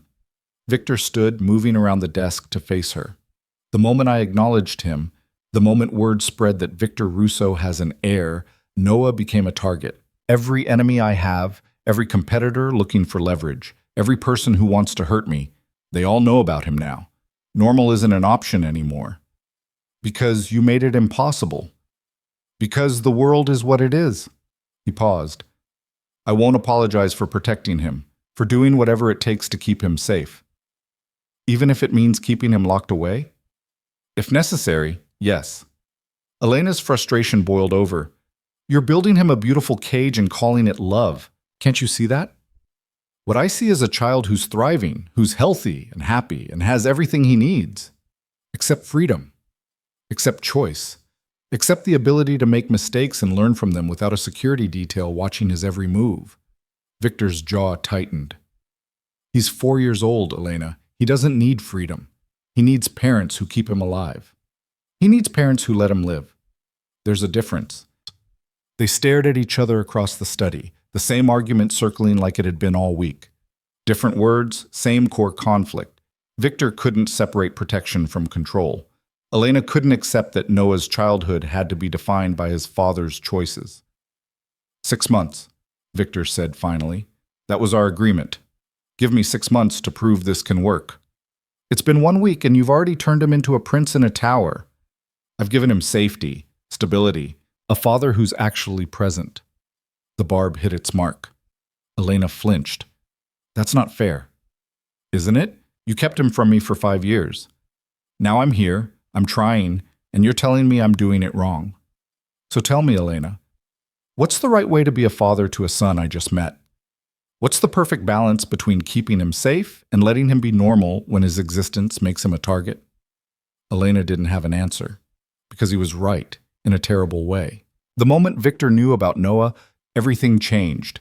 There was no going back to the anonymous life they'd had, no returning to county hospitals and small apartments in peaceful obscurity.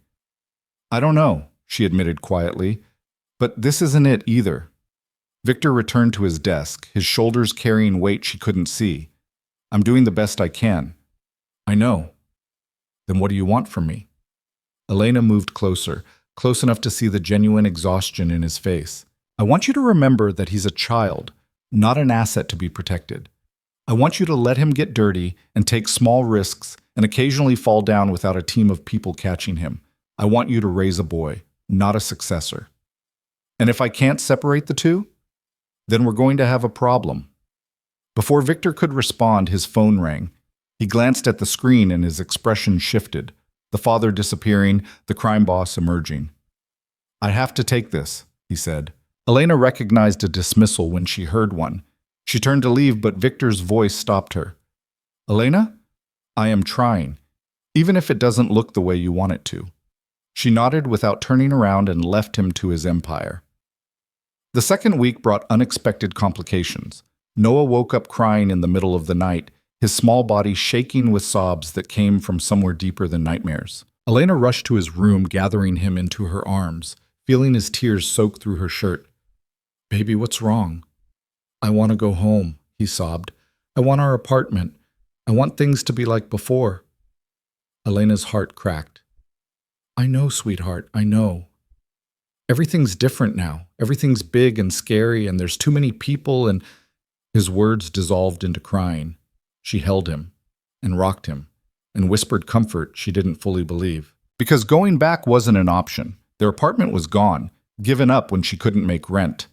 Their old life was over. And this new one was still too sharp and unfamiliar to feel like home. A soft knock at the door made her look up. Victor stood in the doorway, dressed in sleep pants and nothing else, his hair disheveled. He must have heard Noah crying. What happened? Victor asked quietly. He's overwhelmed. Everything's changing too fast. Victor moved into the room slowly, carefully, like approaching something wild. Noah, can I come in? Noah lifted his tear-stained face from Elena's shoulder. I want my old room. I know this is hard, Victor said, sitting on the edge of the bed. Everything's new and different and probably scary sometimes. It's too big. I don't like it. What if we made it smaller, just for you? We could move furniture around, make it cozier. I want my old stuff, my old toys, my old bed. Victor looked at Elena, something questioning in his expression. She nodded slightly. They couldn't recreate the past, but they could honor it. Tell me about your old room, Victor said gently. What did it look like? Noah sniffled, his crying slowing. It was little, and Mama put stars on the ceiling that glowed in the dark. And I had a shelf for my dinosaurs, and his voice wobbled. And it smelled like home. What does home smell like? Like Mama's cooking, and the soap she uses, and sometimes the candles she lights when she's happy. Victor glanced at Elena again, and she saw something shift in his face. Understanding. Maybe even regret. What if we brought some of those things here, Victor suggested. Not to replace your old room, but to make this one feel more like yours. Can we? We can do anything you want. Noah wiped his nose on his pajama sleeve. Can Mama sleep in here tonight? Like she used to when I was scared? Of course she can. Elena climbed into the race car bed, and Noah immediately curled against her side. Victor stood, preparing to leave them alone, but Noah's small voice stopped him. Daddy? Can you stay too? Victor froze. Elena saw the war in his expression, wanting to stay, uncertain if he should, afraid of doing the wrong thing. If your mom says it's okay, Victor said carefully. Elena met his eyes across the dim room. They were strangers trying to parent together, enemies learning to coexist. Two people who'd loved each other once, trying to figure out if they could do it again. It's okay, she said softly. Victor settled into the chair beside the bed, and they stayed like that until Noah fell asleep between them. His small body relaxed, his breathing evening out, his fingers still clutching Elena's shirt even in sleep. I didn't think about what he lost, Victor said quietly. I was so focused on what I could give him that I forgot to ask what he needed. Welcome to parenting, Elena replied. We're all making it up as we go. You're better at it than I am. I've had more practice, and I've made plenty of mistakes. Victor was quiet for a long moment. Tell me about the apartment, about his old life. I need to understand what he's missing. So Elena told him about the tiny one-bedroom where Noah slept in an alcove she'd converted with curtains and creativity, about cooking meals that stretched across 3 days, teaching Noah that leftovers were an adventure, not a compromise, about the park 2 blocks away where they'd spend entire Saturdays because it was free and Noah loved the swings, about the neighbor, Mrs. Chen, who sometimes watched Noah when Elena had to work late, who brought them soup when they were sick, who became family because they needed one. Victor listened without interrupting, his expression growing more complex with each detail. Elena wasn't trying to make him feel guilty. She was just answering his question, but she watched understanding dawn in his eyes. The realization that poverty and love weren't mutually exclusive, that his son had been happy despite having nothing because he'd had everything that mattered. I would have given you all of that, Victor said when she finished. The security without the isolation, the resources without the loss. If you'd just told me, I couldn't risk it. Not then. And now? Elena looked down at their sleeping son. Now I don't have a choice. That's not an answer. It's the only one I have right now. Victor stood, moving toward the door, but he paused at the threshold, looking back at them. I meant what I said earlier. We'll bring pieces of his old life here, make this feel less like a cage and more like a home. Thank you. And Elena, I'm sorry for not seeing what this transition would cost him, for thinking I could replace everything you built with things instead of understanding. The apology settled between them like a truce. Victor left, and Elena held her son and wondered if they were all going to survive this. The next morning, Victor disappeared for several hours. When he returned, he brought Noah to the garage, where a team was unloading items from a truck. Elena followed, curious and concerned in equal measure. I went to your old apartment, Victor explained. The landlord let me in. I brought everything that looked important. Elena watched as workers carried in boxes. Noah's clothes, his toys, the plastic storage bin full of dinosaurs, the small bookshelf Elena had painted herself, even the string lights shaped like stars that he'd loved. Noah's face lit up with recognition and relief. My stuff! Mama, look, it's my stuff! He ran to the boxes, pulling out treasures Elena had thought were lost forever. His favorite blanket, worn thin from washing. The stuffed triceratops he'd slept with since he was a baby. Books they'd read together 100 times. Can we put it in my room? Noah asked eagerly. That's the plan, Victor said. You can arrange it however you want. Make your room feel like yours. They spent the afternoon transforming the space. The expensive toys were moved aside to make room for the familiar ones. The race car bed was decorated with Noah's own blankets and pillows. The dinosaurs claimed their shelf. The stars went up on the ceiling. By evening, the room looked like a strange hybrid. Luxury and poverty side by side. New and old. Victor's world and Elena's world trying to coexist in one small space. It shouldn't have worked, but somehow it did. Noah fell asleep that night, surrounded by familiar comfort, and for the first time since arriving at the estate, he didn't cry. Elena found Victor in the garden later that night. He was sitting on a stone bench, looking out over grounds that were probably worth more than most people earned in a lifetime. Thank you, she said, sitting beside him. For today, for getting his things. I should have thought of it sooner. You're learning. That's what matters. Victor turned to look at her. Is it? Learning? Or am I just stumbling through this hoping I don't destroy everything? That's called parenting. A ghost of a smile crossed his face. You make it look easier. I've had 5 years of practice, and I've still made mistakes. Like hiding him from me. Elena flinched. Are we doing this again?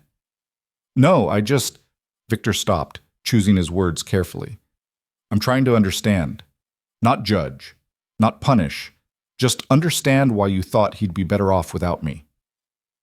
Elena pulled her jacket tighter against the evening chill. You want the truth? Always. I was terrified you'd turn him into you, that he'd grow up thinking power was the answer to everything, that violence was how you solve problems, that people were assets to be controlled or threats to be eliminated. She paused. I didn't want him to become the kind of man who loves with his fists and trusts with conditions. Victor absorbed this with visible effort. Is that what I am to you? A man who loves with violence? You're a man who doesn't know any other way, who builds walls instead of bridges, who protects by eliminating rather than understanding. She met his eyes, and I was afraid that if you raised him, he'd learn that was normal. And now? You've seen me with him this week? Am I everything you feared? Elena considered the question honestly. No. You're better than I expected, but you're also exactly what I was afraid of. You can't separate who you are from what you do. And I don't know if that's something that can change. I'm trying to change. Are you, or are you just trying to prove me wrong? The question hung between them like a challenge. Victor stood, agitation breaking through his usual control. What do you want from me, Elena? I've brought you here, given you everything, protected you. I'm learning to be a father to a son I didn't know existed. I'm trying to balance my world with his needs. What more can I do? Change your world, not just how you navigate it, but what it is entirely. You're asking me to dismantle an empire. I'm asking you to choose every day. Choose to be the man Noah needs instead of the king everyone fears. And if I can't be both, then eventually you'll have to decide which one matters more. Victor stared at her, something breaking in his expression. He already matters more. He matters more than everything. That's what terrifies me. The admission was raw, unguarded. Elena saw the truth of it in his face. This wasn't strategy. This was fear. Then show him, she said softly. Not with things. Not with protection. Show him by changing. By choosing differently. By proving that loving him is more important than controlling everything. I don't know if I know how. Then learn. Because if you don't, you'll lose him. Maybe not now, maybe not for years. But eventually he'll see what you are, and he'll have to choose whether to accept it or reject it. And if you haven't changed by then, if you're still the man who answers everything with power and violence, he'll reject it. He'll reject you. Victor's hands curled into fists. Is that what you did? Rejected me? I rejected the life. I never stopped. Elena stopped herself. Never stopped what? She couldn't say it. Couldn't admit that part of her still loved him, even after everything. That running had been about fear, not hate. That if he'd been different, if his world had been different, she never would have left. Never stopped hoping you'd change, she finished quietly. Victor moved closer, close enough that she could see the exhaustion in his eyes, the weight he carried. And if I do change? If I prove I can be different? What then? Then maybe we have a chance, all three of us. A chance at what? At being a family, a real one. Not just people living in the same house because circumstances forced us together. Something shifted in Victor's expression, hope and fear and desperation all tangled together. I want that, more than I've wanted anything. Then prove it. Not with words, not with promises, with action, with change, with choosing Noah over everything else, every single day. Victor nodded slowly. How much time do I have? You have 6 months. That was our deal. But Victor? She stood facing him directly. If you can't change in 6 months, you probably can't change at all. And I'll leave. I'll take Noah, and I'll find a way to disappear again, even if it means spending the rest of my life running. I won't let you take him. Then give me a reason to stay. Elena left him standing in the garden and returned to the house, her heart pounding with the weight of what she'd just said. She'd drawn a line, set a deadline, demanded the impossible, and now she had to wait and see if the man she'd loved could become the man their son needed. In his room, Noah slept peacefully, surrounded by stars and dinosaurs and the careful blend of two worlds trying to become one. And in the garden, Victor Russo stood alone in the darkness, staring at a future that depended entirely on his ability to do something he'd never done before. Change. The next 3 weeks brought small shifts that felt like earthquakes. Victor started spending mornings with Noah, not commanding time or scheduling appointments, but actually being present. They built elaborate block towers, read stories, played games that had no strategy and no winners. Elena watched from a distance, seeing Victor struggle with concepts that came naturally to children but felt foreign to him. Patience, silliness, joy without purpose. But he tried, and slowly, incrementally, he improved. He also started changing other things. Elena noticed the reduction in armed guards around the estate.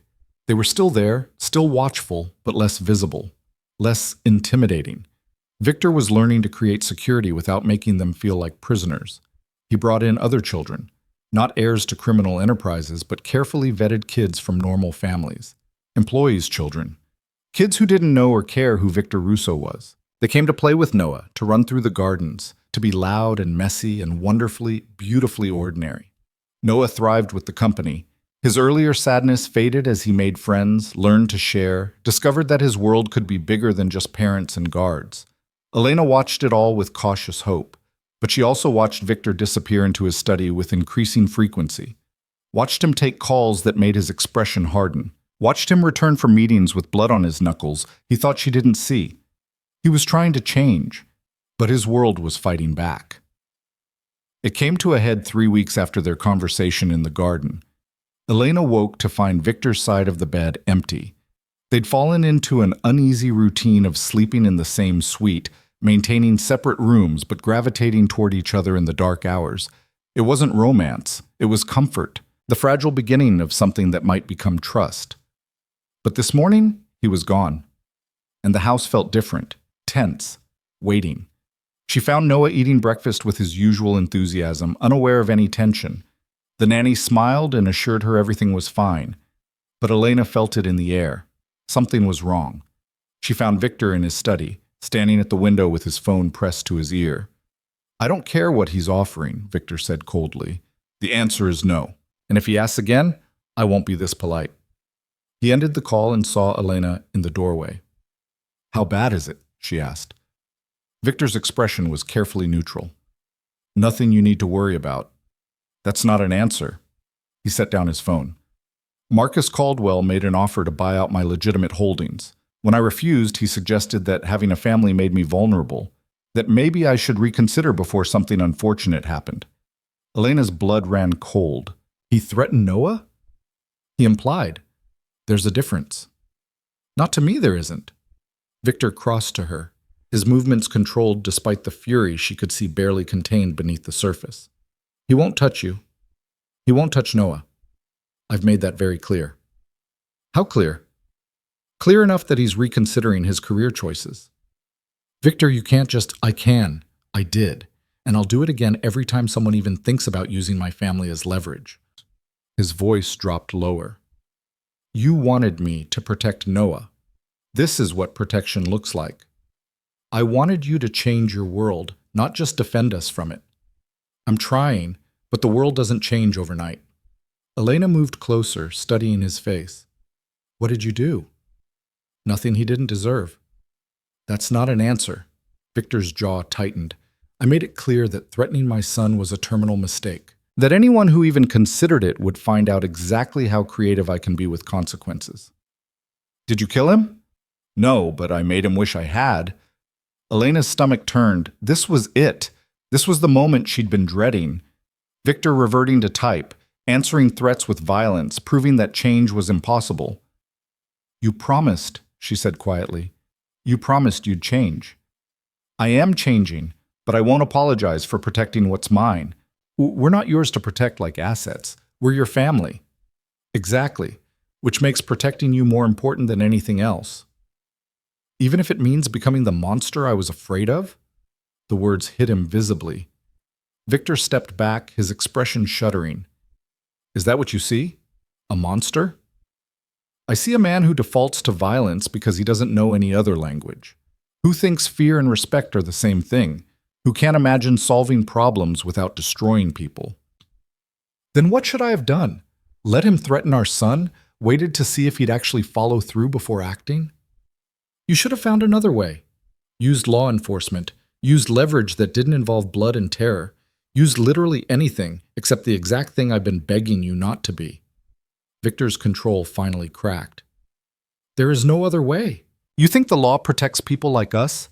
You think I can call the police and they'll care that some crime boss threatened my illegitimate son? They'd laugh while they wrote the report. Then get out. Leave this life. Build something legitimate that doesn't require you to terrorize people to keep us safe. You think I can just walk away? This isn't a job, Elena. It's who I am. It's the world I was born into, the empire I built, the power that keeps us alive. Then Noah and I leave, because I won't raise him in a world where every threat is answered with violence, where his father solves problems by making people wish they were dead. Victor stared at her, breathing hard, fury and fear warring in his expression. You can't leave. Watch me. Elena, no. I gave you 3 weeks. I watched you try. I saw the progress. But the first real threat, the first real challenge, and you defaulted to exactly what you've always been. You didn't change. You just learned to hide it better. That's not fair. Fair? You want to talk about fair? Elena's voice broke. I've been here a month watching you play father while still being king, watching you build block towers in the morning and destroy lives in the afternoon, watching you promise change while your world stays exactly the same. And I'm tired, Victor. I'm so tired of hoping you'll be different when everything proves you can't. I love him. The words came out raw. I love our son more than my own life. Doesn't that count for something? It counts for everything. But love isn't enough. Not when the way you love puts him in danger. Not when protecting him means becoming the exact thing I'm trying to protect him from. Victor's hands curled into fists at his sides. Then what do you want? Tell me what I need to do, and I'll do it. I want you to choose, really choose, not just say the words, but make the sacrifice, give up the empire, walk away from the violence, build something new that doesn't require you to be a monster. And if I can't, then we're done. The finality of it echoed in the study like a gunshot. Victor stared at her, and Elena saw something break in his expression. Fear. Real, genuine fear. Not of enemies or threats, but of losing the family he'd just found. How long? He asked quietly. What? How long do I have to make the choice? Elena's throat tightened. The original agreement was 6 months. It's been a month. You have 5 left. And if I haven't changed by then? Then Noah and I leave, and you'll have to decide if you're going to let us go or become the man who keeps his family prisoner. Victor nodded slowly, his expression unreadable. 5 months. I can work with that. Victor, I'll change. I'll find a way, because losing you again, losing him, his voice caught. I can't. I won't. So I'll figure it out. He walked past her, out of the study, leaving Elena standing alone with the weight of an ultimatum that might destroy them all. She returned to Noah's room and found him playing with his dinosaurs, creating elaborate worlds where the gentle ones protected the small ones from the dangerous ones. Mama, why are you sad? Elena knelt beside him, pulling him into a hug. I'm not sad, baby, just thinking. About what? About how much I love you, and how I'd do anything to keep you safe.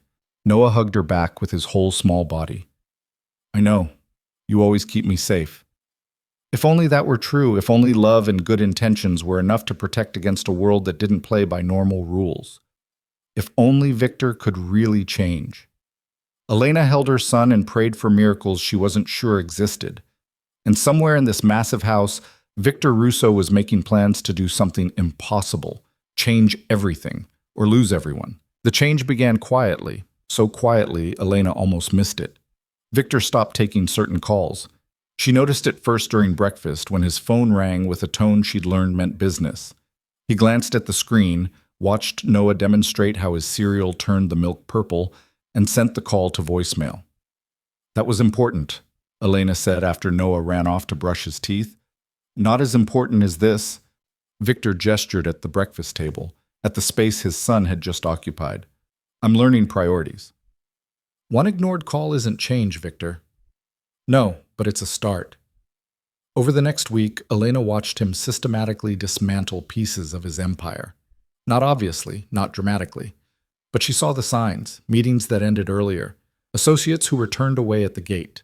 Long conversations in his study that ended with phrases like, "Find someone else," and "I'm out." She found him one evening staring at financial documents spread across his desk, his expression carved from exhaustion. "What are you doing?" she asked from the doorway. Victor looked up, and for a moment she saw past the control to the man underneath. Burning bridges, severing ties, figuring out how to walk away from 20 years of building an empire. Elena stepped into the room. "Is it working?" "Define working." "I've divested from 8 illegal operations in the last 5 days. Transferred ownership of 3 territories, declined 4 contracts that would have been worth millions." He ran a hand through his hair. "My associates think I'm either dying or losing my mind." "Which is it?" "Neither. I'm choosing differently." He met her eyes. "Like you asked." "And the violence, the threats, the people who won't let you just walk away?" Victor's expression hardened slightly. "I'm handling it." "How?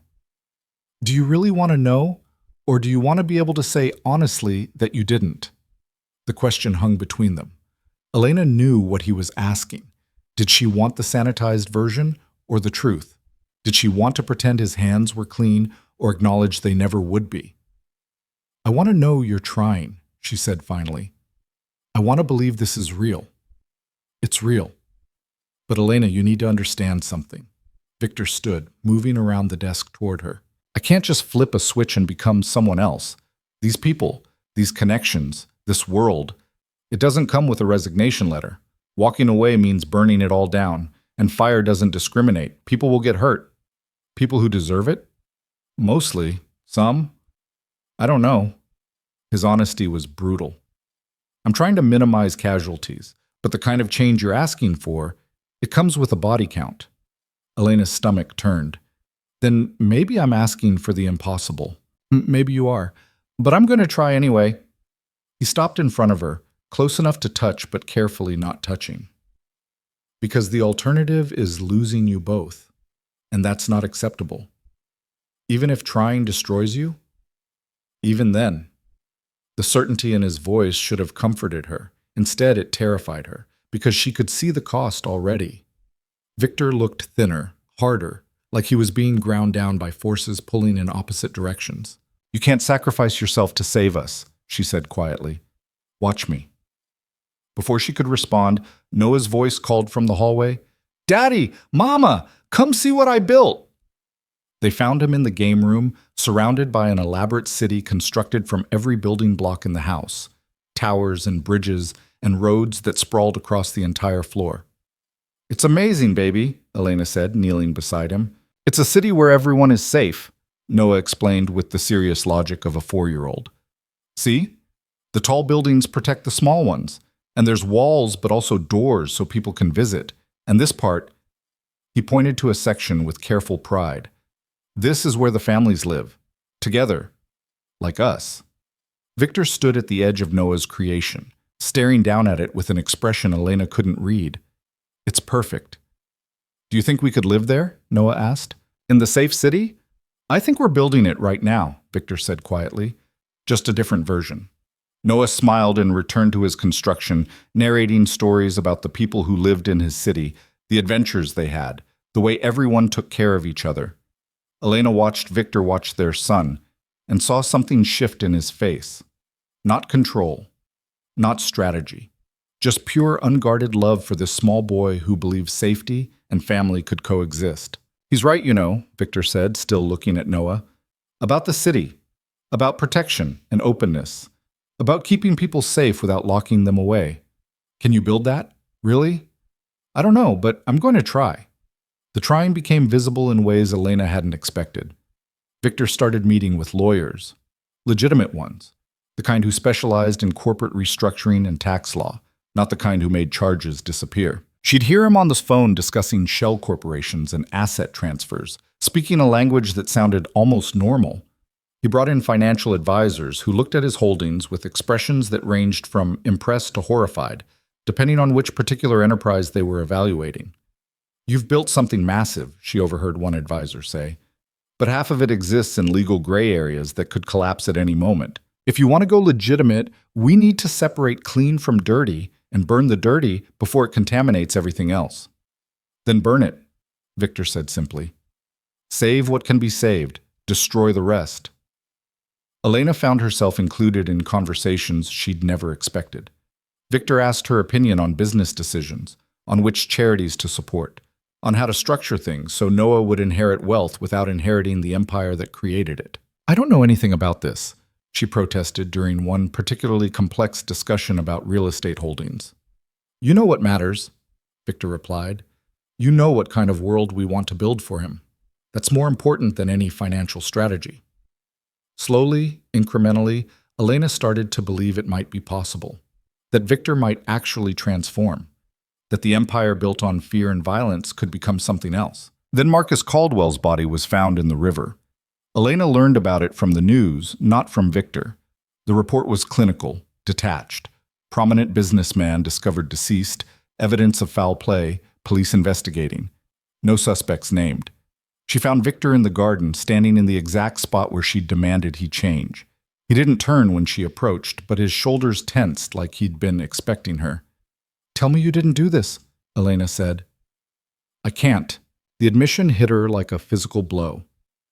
Victor, he came after Noah. Victor's voice was flat, emotionless. Not implied, not suggested. He sent men to watch the estate, to track his routines, to identify vulnerabilities. He was planning something, Elena, something specific. So you killed him. I eliminated a threat to our son. There's a difference. No, there isn't. Elena's voice rose despite her attempt to control it. You promised you'd change. You've been changing. And then the first real test. This wasn't a test. This was an active threat against a 4-year-old child. Victor finally turned to face her, and she saw something frightening in his expression. Not anger, not guilt, just cold, absolute certainty. You want me to choose Noah over everything? I did. Caldwell was planning to take him, to use him as leverage, and I made sure that will never happen. You don't know that he was actually going to... I know exactly what he was going to do. I've been doing this long enough to read intentions, and his intentions were clear. Victor stepped closer. So yes, I killed him, and I'd do it again. I'd kill anyone who threatens our son. Is that the answer you wanted? Elena felt tears burning in her eyes. I wanted you to be different. I am different. The old me would have killed him for the insult. The new me waited until he became a genuine threat. That's growth, Elena. It might not be the growth you wanted, but it's what I can manage. It's not enough. Then nothing will ever be enough. Victor's voice turned rough. Because I can change everything else. I can walk away from the empire. I can build legitimate businesses and donate to charity and become a model citizen. But I will never, never allow someone to hurt my son. And if that means occasionally becoming the monster you're afraid of, then that's a price I'm willing to pay. And what about Noah? What happens when he's old enough to understand what you do? When he learns his father solves problems by killing people? Then I'll deal with it, but he'll be alive to have that conversation. They stared at each other across a divide that felt impossible to bridge. Elena wanted to scream, to rage, to grab Noah and run, but she also understood, in a terrible way, the logic driving Victor's actions. If someone had been planning to take Noah, to hurt him, to use him, could she honestly say she wouldn't have done the same? The thought horrified her. I need time, she said quietly. I need to think. How much time? I don't know. Victor nodded slowly. Take what you need. But Elena, while you're thinking, remember that Caldwell is dead and Noah is safe. And ask yourself which one matters more. He walked past her back toward the house, leaving Elena alone in the garden with questions that had no good answers. She found Noah in his room that evening, playing with his dinosaurs. He looked up when she entered, his face brightening with uncomplicated joy. Mama, want to play? I'm making the T-Rex protect the baby dinosaurs from the mean ones. Elena sat beside him, pulling him into her lap. Baby, can I ask you something? Okay. Are you happy here? With Daddy and me? In this house? Noah considered the question with surprising seriousness. Sometimes. I like having Daddy and all my stuff and the treehouse and my friends who come to play. But But sometimes I miss how it was before, when it was just you and me, and things were smaller. He looked up at her with eyes that were far too perceptive. Are you happy, Mama? The question stole her breath. I don't know, sweetheart. Is it because of Daddy? It's because everything is complicated.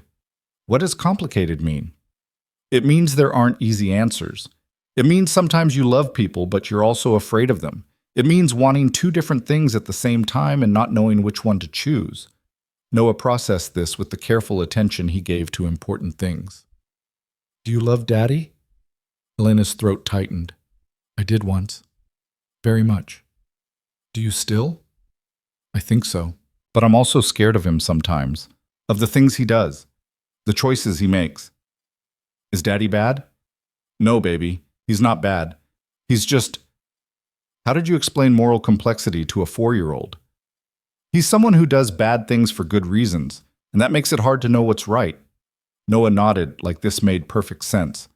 Like when the T-Rex eats the mean dinosaur to protect the babies, it's bad but also good. Exactly like that. Then maybe Daddy's like the T-Rex, scary but protecting us. Elena pulled Noah closer, breathing in the scent of him, feeling his small heart beat against hers. When did you get so wise? I'm 4.5. That's basically grown up. She laughed despite everything. You're right, basically ancient. They played dinosaurs until Noah started yawning. Elena tucked him in, kissed his forehead, and whispered all the promises mothers make. I love you. You're safe. Everything will be okay. She just hoped at least some of them were true. She found Victor in his study much later, surrounded by documents and looking like he'd aged a decade in a single day. We need to talk, Elena said. Victor looked up, wariness in his expression. I'm listening. Elena closed the door and sat across from him. I've been thinking about what you said, about Caldwell, about choosing Noah over everything. And you were right. If someone was planning to hurt him, to take him, I would have done the same thing. Maybe not the same way, but the same result. She paused. That terrifies me. The realization that I'm capable of that motherhood turned me into someone who could justify murder. Victor's expression softened slightly. It's not murder when you're protecting your child. It's survival. That's a rationalization. Maybe, but it's also true. Elena leaned forward, needing him to understand. But Victor, this can't be the pattern. Every threat can't be answered with death. Eventually, Noah will notice. He'll see. And what do we tell him then? We tell him the truth, that the world is dangerous and sometimes doing the right thing looks ugly. Or we change the world around him so those choices aren't necessary. I'm trying. You've seen me trying. I have. And it's not enough. Not because you're not making progress, but because your world keeps pulling you back. Every step forward comes with 2 steps sideways. You divest from illegal operations, but someone threatens Noah, and you revert to type. Victor's jaw tightened. What do you want from me? Total pacifism? Perfect morality? I'm doing my best to navigate impossible circumstances. I want you to finish what you started. Don't just walk away from pieces of your empire. Burn it all, completely. Leave nothing that could drag you back. That will take time. Then take it. You have 4 months left. Use them. Become someone new entirely, or admit you can't, and let us go. Victor stood, agitation breaking through his control. You're asking me to commit suicide. You understand that, right? The kind of exit you're describing, it doesn't end clean. People will come after me. They'll see it as weakness, as opportunity. Then make it clear you're not weak. Make it clear you're choosing something more important than power. And when they come anyway? When they test whether I'm really out or just posturing, what then? Then you prove you've changed by handling it differently. Without murder. Without violence. Without becoming the thing I'm afraid of. Victor stared at her like she'd asked him to fly. You're describing an impossibility. Then maybe this whole thing is impossible. Maybe we should stop pretending and make clean breaks now before Noah gets more attached.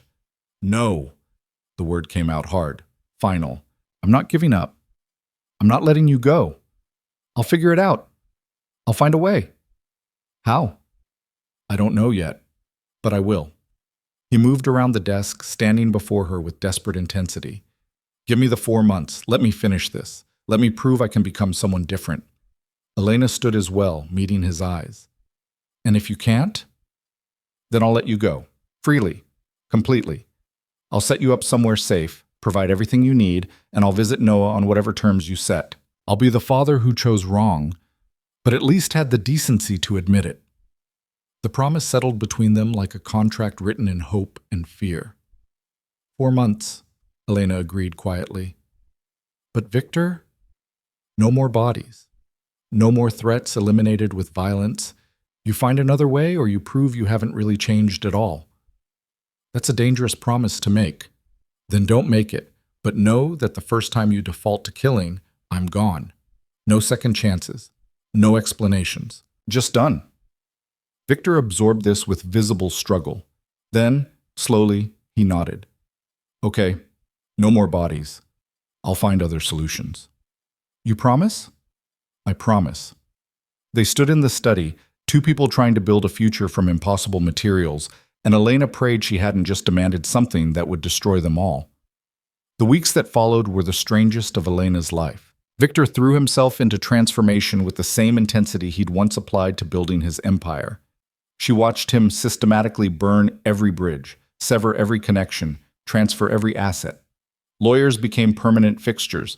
Financial advisors looked perpetually stressed. Associates who'd once feared Victor now looked at him with confusion bordering on concern. You're really doing this, his second-in-command said during a meeting Elena accidentally overheard. Walking away from everything. Not everything, Victor replied. Just the parts that don't matter anymore. And when they come for you, when someone decides you're vulnerable, then I'll handle it without becoming what I was. That's suicide. No, it's evolution. The threats came, just as Victor predicted. Not all at once, but in a steady stream. Territory disputes, demands for explanation, attempts to pull him back in through obligation or fear. Victor refused each one, sometimes through lawyers, sometimes through carefully worded statements that made his position clear, sometimes through sheer stubborn repetition of the same answer. I'm out. Find someone else. This life is over. Elena watched him navigate it all with a combination of pride and terror.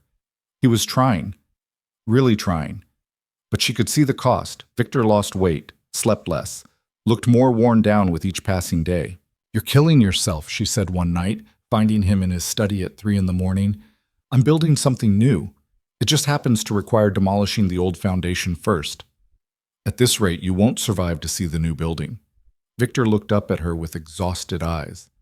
Would you rather I stop? Go back to what I was? No.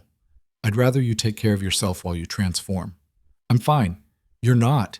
You're running on fumes and stubbornness. Oh, Victor leaned back in his chair. What do you want me to do, Elena? I have 4 months to dismantle 2 decades of empire building. 4 months to become someone new. 4 months to prove I can be the father Noah deserves and the man you might love again. That doesn't leave much time for sleep. I never said I stopped loving you. The admission escaped before Elena could stop it. Victor froze, staring at her like she'd spoken a foreign language. What? Elena moved into the room, suddenly committed to honesty. I never stopped loving you. That was never the problem. The problem was loving you and being terrified of you at the same time. Loving you and knowing your world would destroy anything soft. Loving you and having to choose between that love and keeping Noah safe. And now? Now I'm watching you try to change, and it's the hardest thing I've ever witnessed. And I don't know if love is enough to make this work, but I know I want it to be. Victor stood slowly, crossing the space between them. He stopped just short of touching her, his hands hovering like he was afraid she'd disappear if he made contact. Can I? He asked quietly. Elena nodded. He pulled her into his arms, and she felt the tremor in his hands, the rapid beat of his heart, the desperation in the way he held her, like she was the only thing keeping him anchored to this new life he was trying to build. I'm scared, Victor admitted against her hair. I'm terrified I'll fail, that I'll revert, that something will happen to Noah and I'll forget every promise and become exactly what you're afraid of. Then we'll be scared together. And if I do fail, if I can't change enough, Elena pulled back to look at him. Then at least you tried. At least Noah will know his father loved him enough to attempt the impossible. That's not enough. It might have to be. They stood in the study holding each other while the city slept beyond the windows, two people trying to become something new while their old selves fought every step. But they were trying. Together. And maybe that counted for something. The crisis came with 2 months left on their deadline. Elena woke to shouting in the hallway. She bolted from bed, her first thought for Noah, and ran toward his room. Victor was already there, standing in the doorway, blocking her view of whatever was happening inside. "What's wrong?" Elena demanded. Victor turned, and his expression made her blood freeze. Someone sent Noah a gift. The guards caught it before he opened it. What kind of gift? The kind designed to make a point. Elena pushed past him into the room. Noah was sitting on his bed, looking confused and a little frightened. A wrapped box sat on his dresser, surrounded by guards wearing expressions that suggested whatever was inside wasn't good. "Baby, are you okay?" Elena crossed to Noah, checking him over despite knowing he was fine. "I'm okay, Mama. They won't let me open my present." "That's because it's not a present, sweetheart. It's—" She looked at Victor. "What is it?" "A message," Victor said tightly. "From someone who thinks I've gone soft." One of the guards cleared his throat. "Sir, we should move the family to the secure wing while we sweep the entire estate. If they got this past perimeter security—" "They didn't get it past security. Someone on the inside helped them." Victor's voice was cold, controlled, lethal. "Find out who, and when you do, bring them to me alive." Elena's stomach turned. This was it. The moment Victor would revert. The moment he'd prove change was impossible. "Noah, baby, why don't you go with James to the kitchen?" Elena suggested, gesturing to one of the friendlier guards. "I bet he can find you those cookies you like." Noah looked between his parents, sensing the adult tension. "Are you mad at each other?" "No, sweetheart. We just need to talk about grown-up things." "Boring things?" "Very boring things." Noah allowed himself to be led away. The moment he was gone, Elena turned on Victor. "Don't," she said simply. "Don't what?" "Don't revert. Don't become the man who tortures information out of people. Don't prove that everything you've been trying to build was just temporary performance." Victor's expression was carved from stone. "Someone threatened our son. Again. Inside my own home, using my own people. You expect me to handle that with conversation? I expect you to handle it without becoming a murderer. You promised, Victor, no more bodies." That was before someone infiltrated my security to put a bomb in my son's bedroom. It's a bomb? It's a statement. Inactive, designed to make a point rather than actually detonate. But the message is clear. They can reach him, they can hurt him, and they're doing it to prove I'm vulnerable. Elena felt terror and fury warring in her chest. Then prove you're not. Prove you're stronger as someone new than you ever were as what you used to be. How exactly do I do that when someone on my payroll just tried to kill my son? By finding out who, why, and turning them over to actual authorities. By handling this legally instead of with violence. By showing whoever sent this that you're not who you used to be. Victor laughed, harsh and bitter. You think the authorities will care? You think the police will protect us from people who operate outside the law? Then hire private security, ex-military. People who specialize in protection without being criminals.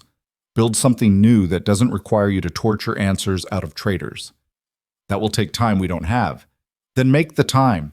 Because the alternative is proving that nothing changed, that you're still the man who solves everything with fear and death.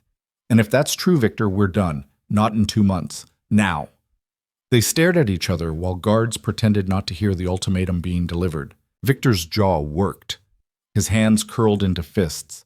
Elena could see him at war with himself, every instinct demanding he revert to type, every promise forcing him to choose differently.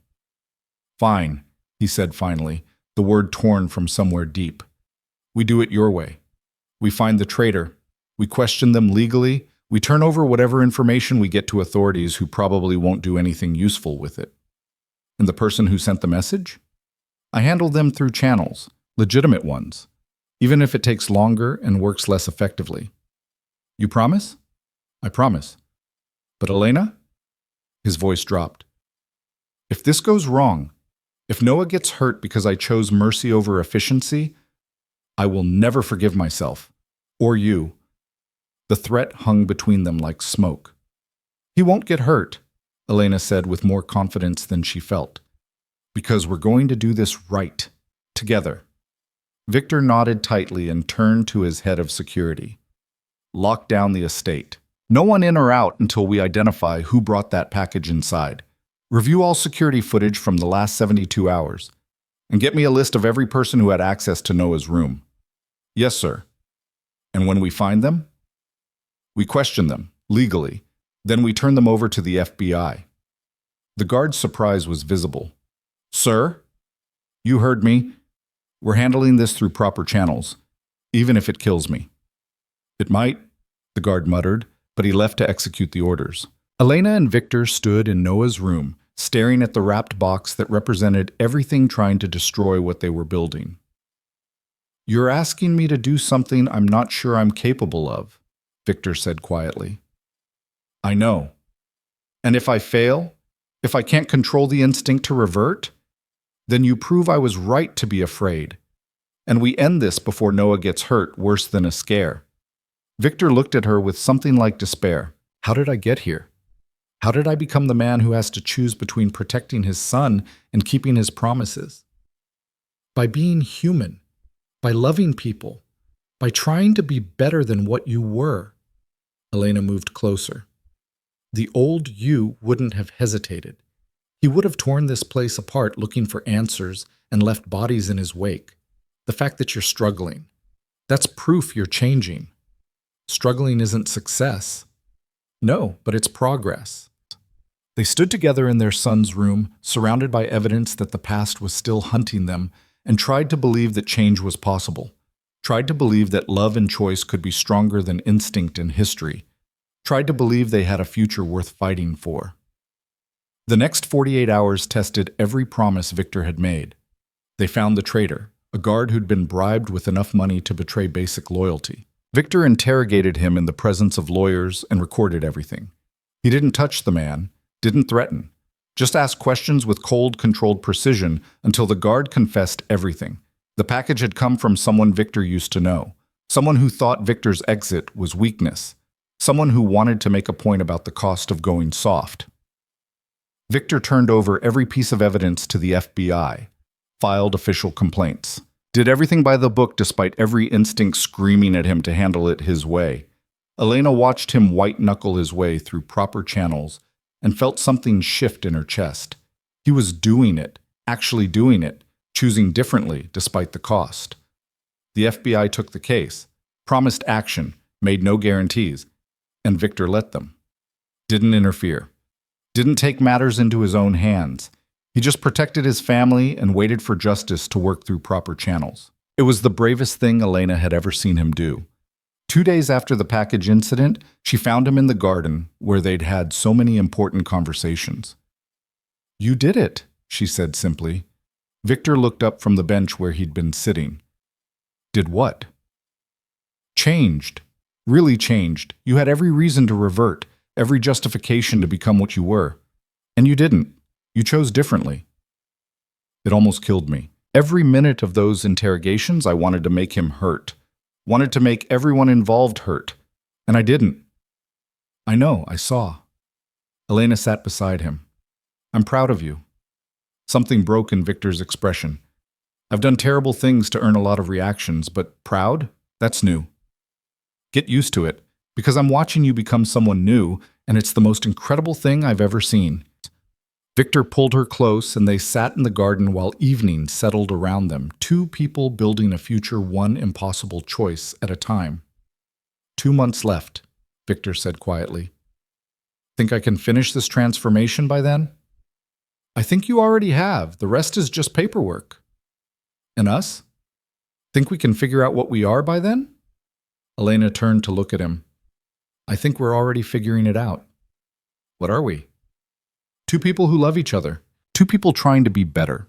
2 people raising a son who deserves parents who chose him over everything else. She paused. That's enough for now. And later? Later we'll see. But Victor? For the first time since I showed up in that hospital, I actually believe we have a later worth planning for." He kissed her then, soft and careful, like she was something precious he'd finally learned not to break. And in the house behind them, their son slept safely, protected by a father who'd learned that real strength wasn't violence. It was choice and love and the courage to become someone new. The final 2 months moved faster than Elena expected, marked by small victories and careful rebuilding. Victor's legitimate empire took shape with surprising speed. He'd always been brilliant at business, it turned out. The same strategic mind that had built a criminal network now constructed something clean: real estate developments, technology investments, a consulting firm that specialized in corporate security. Everything legal, everything documented, everything designed to provide without requiring darkness. Elena watched him navigate board meetings and contract negotiations with the same intensity he had once applied to territory disputes. The difference was now people smiled when they saw him coming instead of flinching. "You're good at this," she told him one evening after he'd successfully closed a deal worth 8 figures. Victor looked up from his laptop, surprise flickering across his face. At what? Being legitimate. Building something real that doesn't require fear to maintain. "It's easier than I expected. Turns out most business is just strategy and timing. The illegal part was never necessary, just faster." He paused. "And more dangerous." "Do you miss it?" The question hung between them. Elena watched Victor consider it with the honesty she'd come to expect from this new version of him. "Sometimes," he admitted, "I miss the simplicity, the clarity. You had a problem, you solved it. No committees, no legal reviews, no wondering if the right thing would actually work. But I don't miss who I had to be to operate that way. I don't miss the bodies or the threats or the constant vigilance. I don't miss looking at my son and wondering if he'd grow up to fear me." Victor set aside his laptop. "The old life was simpler. This one's better." Elena moved to sit beside him on the couch. They'd fallen into an easy rhythm over the past weeks. Not quite romantic, not quite platonic, something in between that felt like rediscovery. "Noah asked me today if we were going to stay here forever," she said. "What did you tell him?" "That I didn't know, that we were figuring it out." She looked at Victor. "What would you want me to tell him?" "That this is home, that we're a family, that he doesn't have to worry about losing either parent again. Can you promise that? Really promise it?" Victor turned to face her fully. "I can promise I'll never choose the old life over him. I can promise I'll keep building something new. I can promise that every day I'll wake up and make the choice to be his father instead of what I used to be." "And us? You and me? What about us?" Elena's heart hammered. They'd been dancing around this conversation for weeks.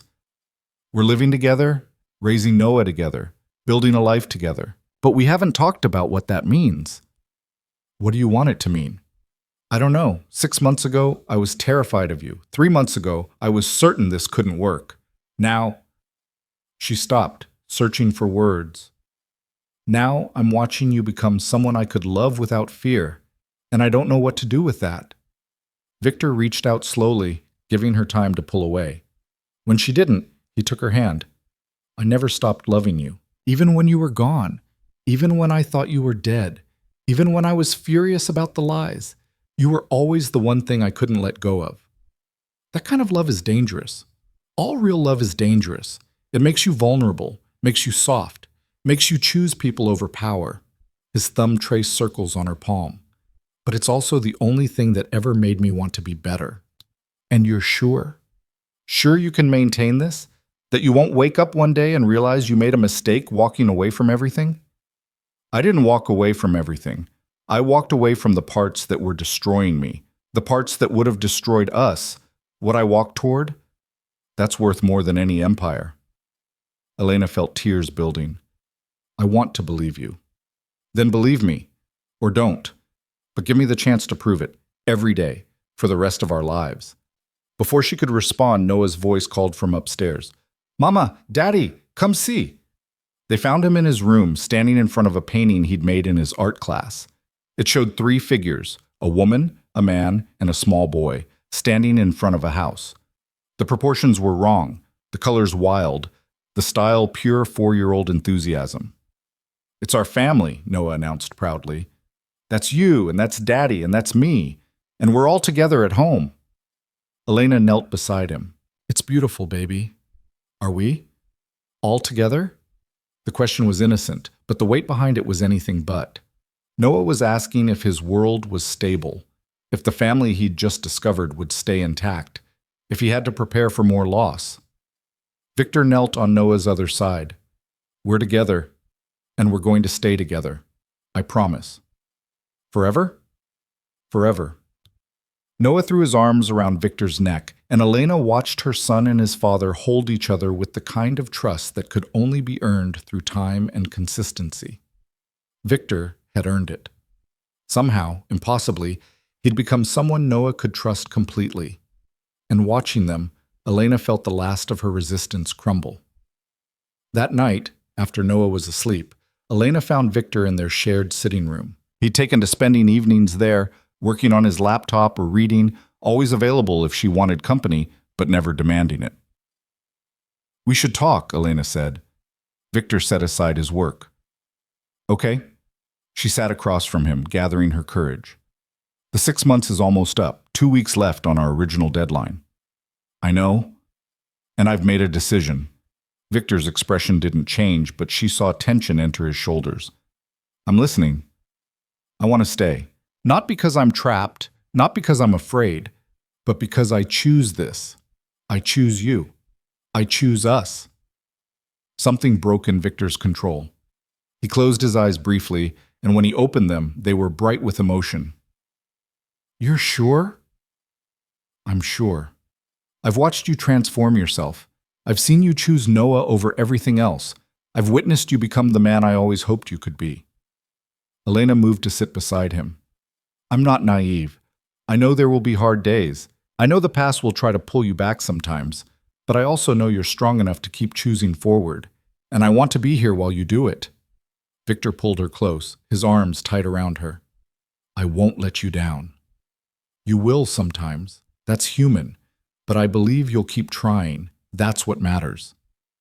They sat together while the night settled around them. Two people who'd found each other twice, building something stronger the second time. "There's something I want to do," Victor said quietly. "Something I should have done differently the first time." "What's that?" He pulled back to look at her. "Marry you again. Not because we're already legally married, but because I want to choose you properly this time.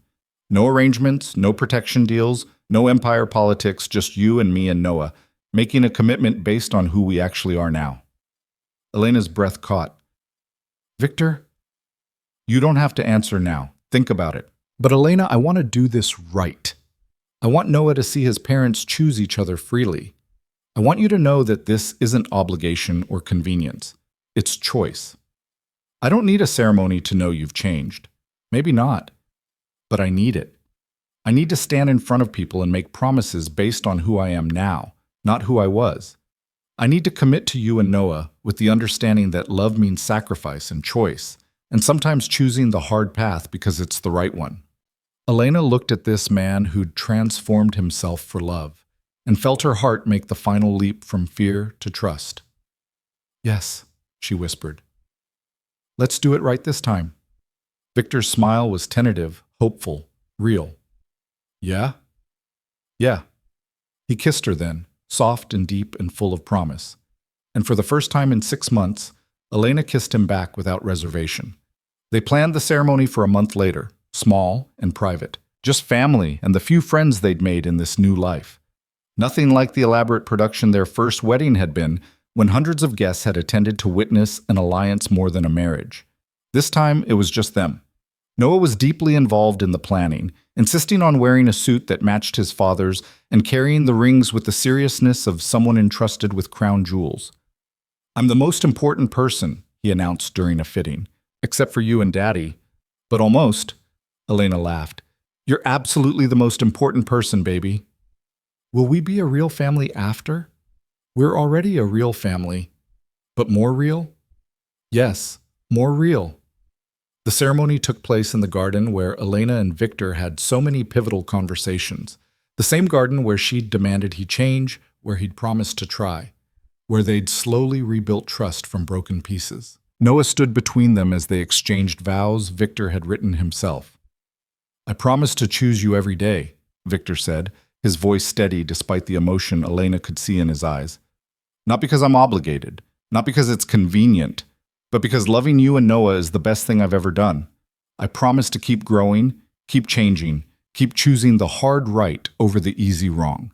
I promise to be the father Noah deserves and the husband you need. And I promise that every decision I make will be filtered through one question: is this who I want to be for my family?"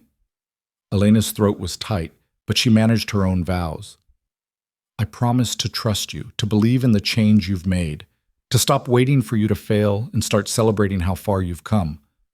I promise to choose you not out of fear, but out of love, and I promise that no matter how hard it gets, I'll keep choosing us." They exchanged rings, new ones, not the ones from their first wedding.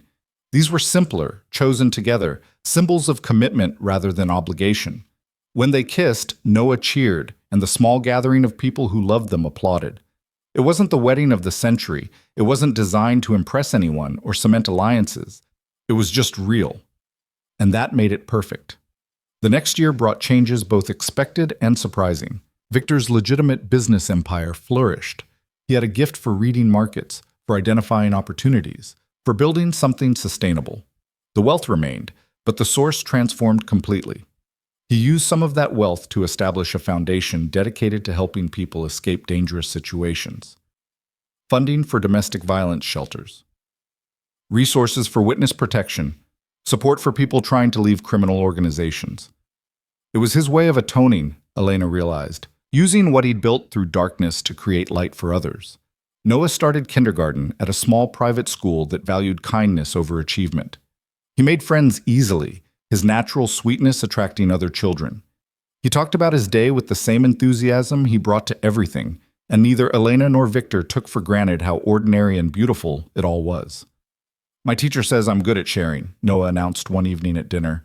"That's because you are," Elena replied. "She also says I ask good questions. Like, why questions? About how things work." Victor smiled. "Curiosity is a good trait." "What's curiosity?" "Wanting to know things, asking questions, being interested in how the world works." Noah considered this. "Then I have lots of curiosity. I want to know everything." "Then you'll fit right into this family," Victor said. "We're all still learning." It was true. They were all still learning. Victor was learning to be a father without being a king. Elena was learning to trust without waiting for catastrophe. Noah was learning that family was stable, that parents didn't disappear, that love was consistent. They were building something new from pieces that shouldn't have fit together. And somehow, impossibly, it was working. The real test came 18 months after that night in the hospital. Victor received word that someone from his old life wanted a meeting, someone significant, someone who represented the world he'd walked away from. Elena found him in his study, staring at the message with an expression she couldn't read. "Who is it?" she asked. "Dmitry Volkov, one of the most powerful people in my old world.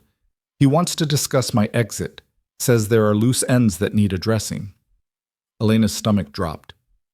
"What kind of loose ends?" "The kind that could destroy everything we've built. Or nothing at all. It's impossible to know with Dmitry." Victor looked up at her. "He's requesting a meeting, just the two of us, tomorrow night. And you're going to refuse, right? Tell him you're done, that there's nothing to discuss. If I refuse, he'll keep pushing. He'll find other ways to make his point, other people to use as leverage." Victor stood. "But if I meet with him, I can end this. Make it absolutely clear that I'm out and staying out. Or he'll pull you back in. He can't pull me anywhere I don't want to go, can't he?" Elena moved closer. "Victor, you've come so far. We've come so far. Meeting with him, going back to that world even for a conversation. It's dangerous. Everything's dangerous. The question is whether I run from it or face it. Facing it looks like a trap. Maybe. But I'd rather spring the trap on my terms than wait for it to close on its own." Elena wanted to argue, to forbid it, to demand he refuse. But she'd learned over the past year that Victor didn't respond well to demands. He responded to trust. Okay, she said quietly. Meet with him. But Victor, if he asks you to come back, if he offers you anything that sounds tempting, I won't. I couldn't if I wanted to. Everything I care about is here. Promise me. I promise. The next evening, Victor dressed in one of his expensive suits, armor from his old life, and prepared to face his past one final time. Elena helped him with his tie, her fingers shaking slightly. Where are you meeting him? Neutral ground, a restaurant downtown, public enough to be safe, private enough to talk. You're taking security? 2 people. Discreet. They'll stay outside. And if something goes wrong? Victor cupped her face in his hands. Nothing will go wrong. I'll hear what he has to say, I'll make my position clear, and I'll come home. To you. To Noah. To the life we built. You better. He kissed her, soft and sure. I love you. I love you too. Come home safe. Always. Elena spent the evening trying not to watch the clock. She played with Noah, read him stories, tucked him in with extra kisses. She tried to work, to read, to do anything that would distract from the fear building in her chest. Victor was strong. He'd changed. He wouldn't revert. But what if Dmitri was stronger? What if the pull of the old life was irresistible? What if she'd been naive to think anyone could really walk away from that world? Her phone rang at 9:30. Victor's name on the screen made her heart leap. Hello? It's done, Victor said. I'm on my way home. What happened? I'll tell you when I get there, but Elena, it's really done, all of it. He arrived 30 minutes later, looking exhausted but unburdened. Elena met him at the door, searching his face for signs of what had transpired. Tell me, she said. Victor pulled her to the couch, keeping her hand in his. Dmitri wanted to make sure I understood the cost of leaving. He outlined everything I'd given up, every connection I'd severed, every bridge I'd burned. He told me I was making a mistake, that going legitimate was a death sentence, that eventually someone would come after me when they realized I was vulnerable. And what did you say? I told him I'd rather be vulnerable with something to lose than invincible with nothing worth protecting. I told him about Noah, about you, about building a life that doesn't require me to be a monster. Victor paused. And I told him that if anyone from the old world comes after my family, I won't revert to what I was. I'll destroy them through legal means, with lawyers and law enforcement and the kind of power that comes from operating in the light. How did he react?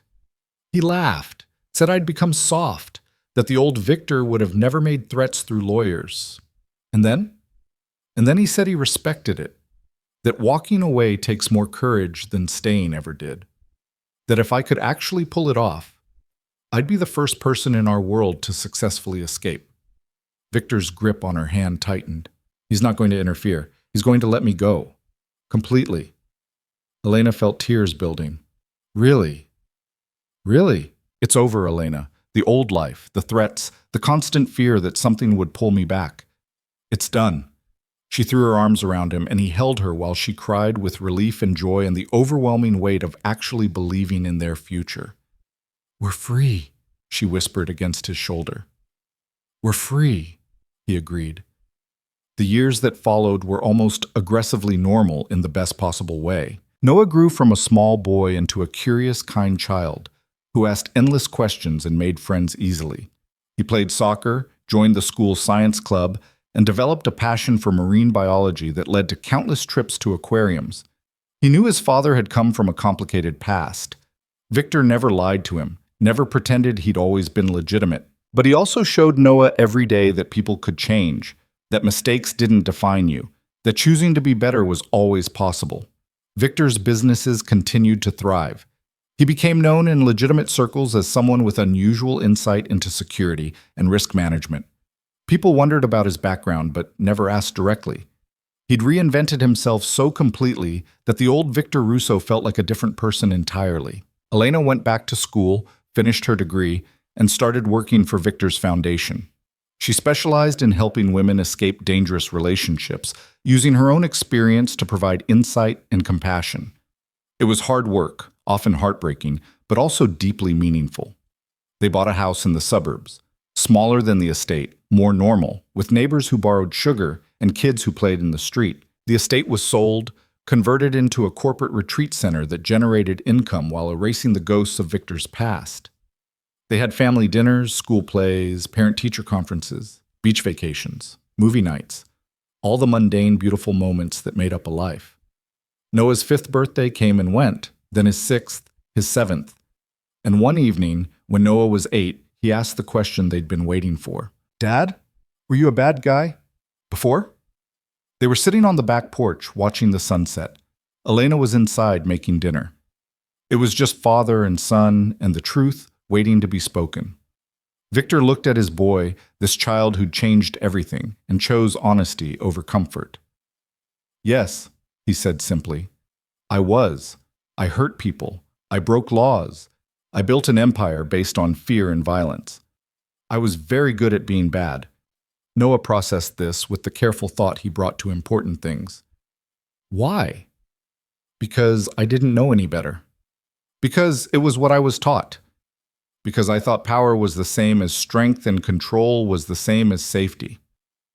"But you're not bad anymore." "I try not to be. Every day I try to choose differently. Because of me? Because of you, and because of your mom. And because I realized that being feared wasn't as important as being loved. That having power didn't matter if I didn't have anyone I cared about to share it with." Noah leaned against Victor's side. "I'm glad you changed." "Me too, buddy. Do you ever miss it, being powerful and scary?" Victor considered lying, then chose truth. "Sometimes. When things are hard or frustrating, sometimes I miss the simplicity. But then I come home to you and your mom, and I remember that this, right here, is better than anything I had before." "Even though we're boring now?" Victor laughed. "Especially because we're boring. Boring is beautiful when you've lived through chaos." Noah nodded like he understood, even though he probably didn't. Not fully, but he would someday. And when that day came, Victor would tell him more, would explain the full scope of what he'd been and how hard it had been to change. For now, this was enough. On Noah's 10th birthday, Elena found Victor in the garage looking at a box he'd kept locked away for years. "What is that?" she asked. "Pieces of my old life. Things I couldn't bring myself to throw away but couldn't keep in the house either." Elena moved closer. "What's in it?" "Reminders, photos of people who are gone, mementos from a life I don't live anymore." He looked at her. "I think it's time to let it go. All of it. Burn it and move on completely." "Are you sure?" "I'm sure. That person, the one in these photos, the one who needed these reminders, he doesn't exist anymore. And I don't want Noah to ever find this and think that's who his father is." They burned it together in the backyard fire pit that evening, watching paper and photographs and pieces of Victor's past turn to ash. When it was done, Victor pulled Elena close. "Thank you." "For what?" "For giving me a reason to change, for believing I could, for loving me through the transformation." "You did the hard part. I just witnessed it." "No, you made it possible. You and Noah. You gave me something worth being better for." They stood together watching the last embers die, and Elena felt the final piece of the past release its hold. They were free. Truly, completely free. The future stretched ahead of them, full of possibility and choice, and the beautiful, ordinary moments that made up a life. Years later, when Noah was graduating high school, Elena stood with Victor watching their son give a speech about second chances and choosing to be better than your circumstances. "He's talking about you," Elena whispered. "He's talking about all of us," Victor replied, "about what we built together." Noah spoke about his parents' foundation, about the people they'd helped escape dangerous situations, about how it was never too late to choose differently. He spoke about his father, who'd walked away from everything to build something better. He spoke about his mother, who'd been brave enough to run and brave enough to stay.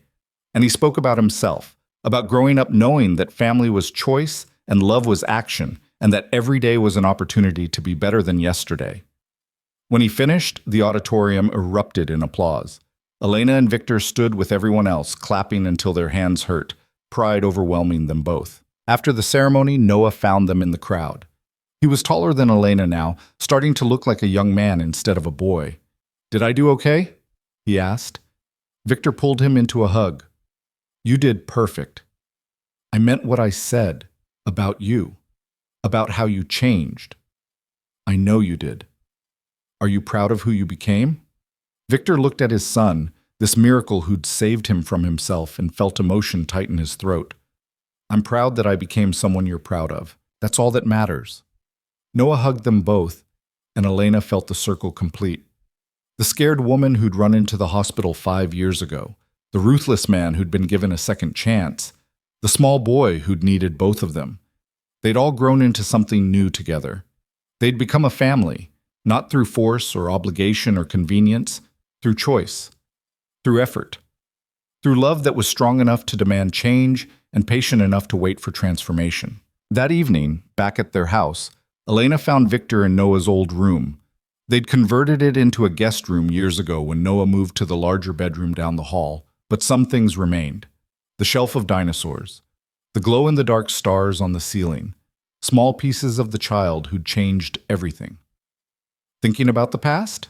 Elena asked. Victor turned to her. Thinking about the future, about Noah going to college, about the foundation expanding, about growing old with you. That's a lot of future. It's a good future, better than anything I imagined back when you first ran. Elena moved to stand beside him. Do you ever regret it? Walking away from all that power? Not for a second. That power was empty. This, you and Noah and the life we built, this is real. Even on the hard days? Especially on the hard days, because even our worst day now is better than my best day back then. They stood together in the room where so much had changed, looking at the evidence of a childhood well loved, and felt the weight of gratitude for impossible transformations. Victor? Elena said quietly. Yeah? Thank you for changing, for choosing us, for becoming the man Noah needed. Thank you for giving me the chance, for not giving up on me, for loving me enough to demand better. They kissed in the dimming light. Two people who'd found each other twice, built something beautiful from broken pieces, and proved that love really could change everything. Outside, the evening settled into night. The city moved on, indifferent to the small miracle happening in one suburban house. The world kept turning, full of danger and darkness, and all the things they'd fought so hard to escape. But inside that house, there was light. There was love. There was a family built on choice and change, and the radical belief that people could become better than what they were. Victor Russo had been a monster once, a king of violence and fear, a man who thought power was everything. Now he was a father, a husband, a man who'd learned that real strength was choosing the hard right over the easy wrong, who'd discovered that love was more valuable than empire, who'd proven that transformation was possible if you wanted it badly enough. And Elena, who'd run with nothing but hope and a secret, had learned that sometimes you had to leave before you could choose to stay. That fear and love could coexist until love grew strong enough to win, that believing in someone's potential for change was the greatest gift you could give. Together, they'd built something impossible. A family. A future. A life that proved redemption wasn't just a concept. It was a daily choice made over and over, until the new person you were trying to become was simply who you were. Noah fell asleep that night in his room full of books and dreams, safe in the knowledge that his parents loved each other and him, that his world was stable. That family wasn't something you were born into. It was something you built through choice and effort and love. And in their room down the hall, Victor and Elena held each other in the darkness and felt the peace that came from having fought for something and won. Not perfectly, not without cost, but completely. They'd walked through fire and come out changed. They'd lost everything and gained what actually mattered. They'd learned that love without trust was impossible, but trust could be rebuilt brick by brick until it was stronger than it ever was before. And they discovered that the best stories weren't about perfection. They were about transformation, about choosing to be better, about loving someone enough to let them grow, even when growth was painful and slow and uncertain. This was their story. A woman who ran, a man who changed, a child who saved them both. It wasn't the story anyone expected, but it was theirs. And it was enough, more than enough. It was everything.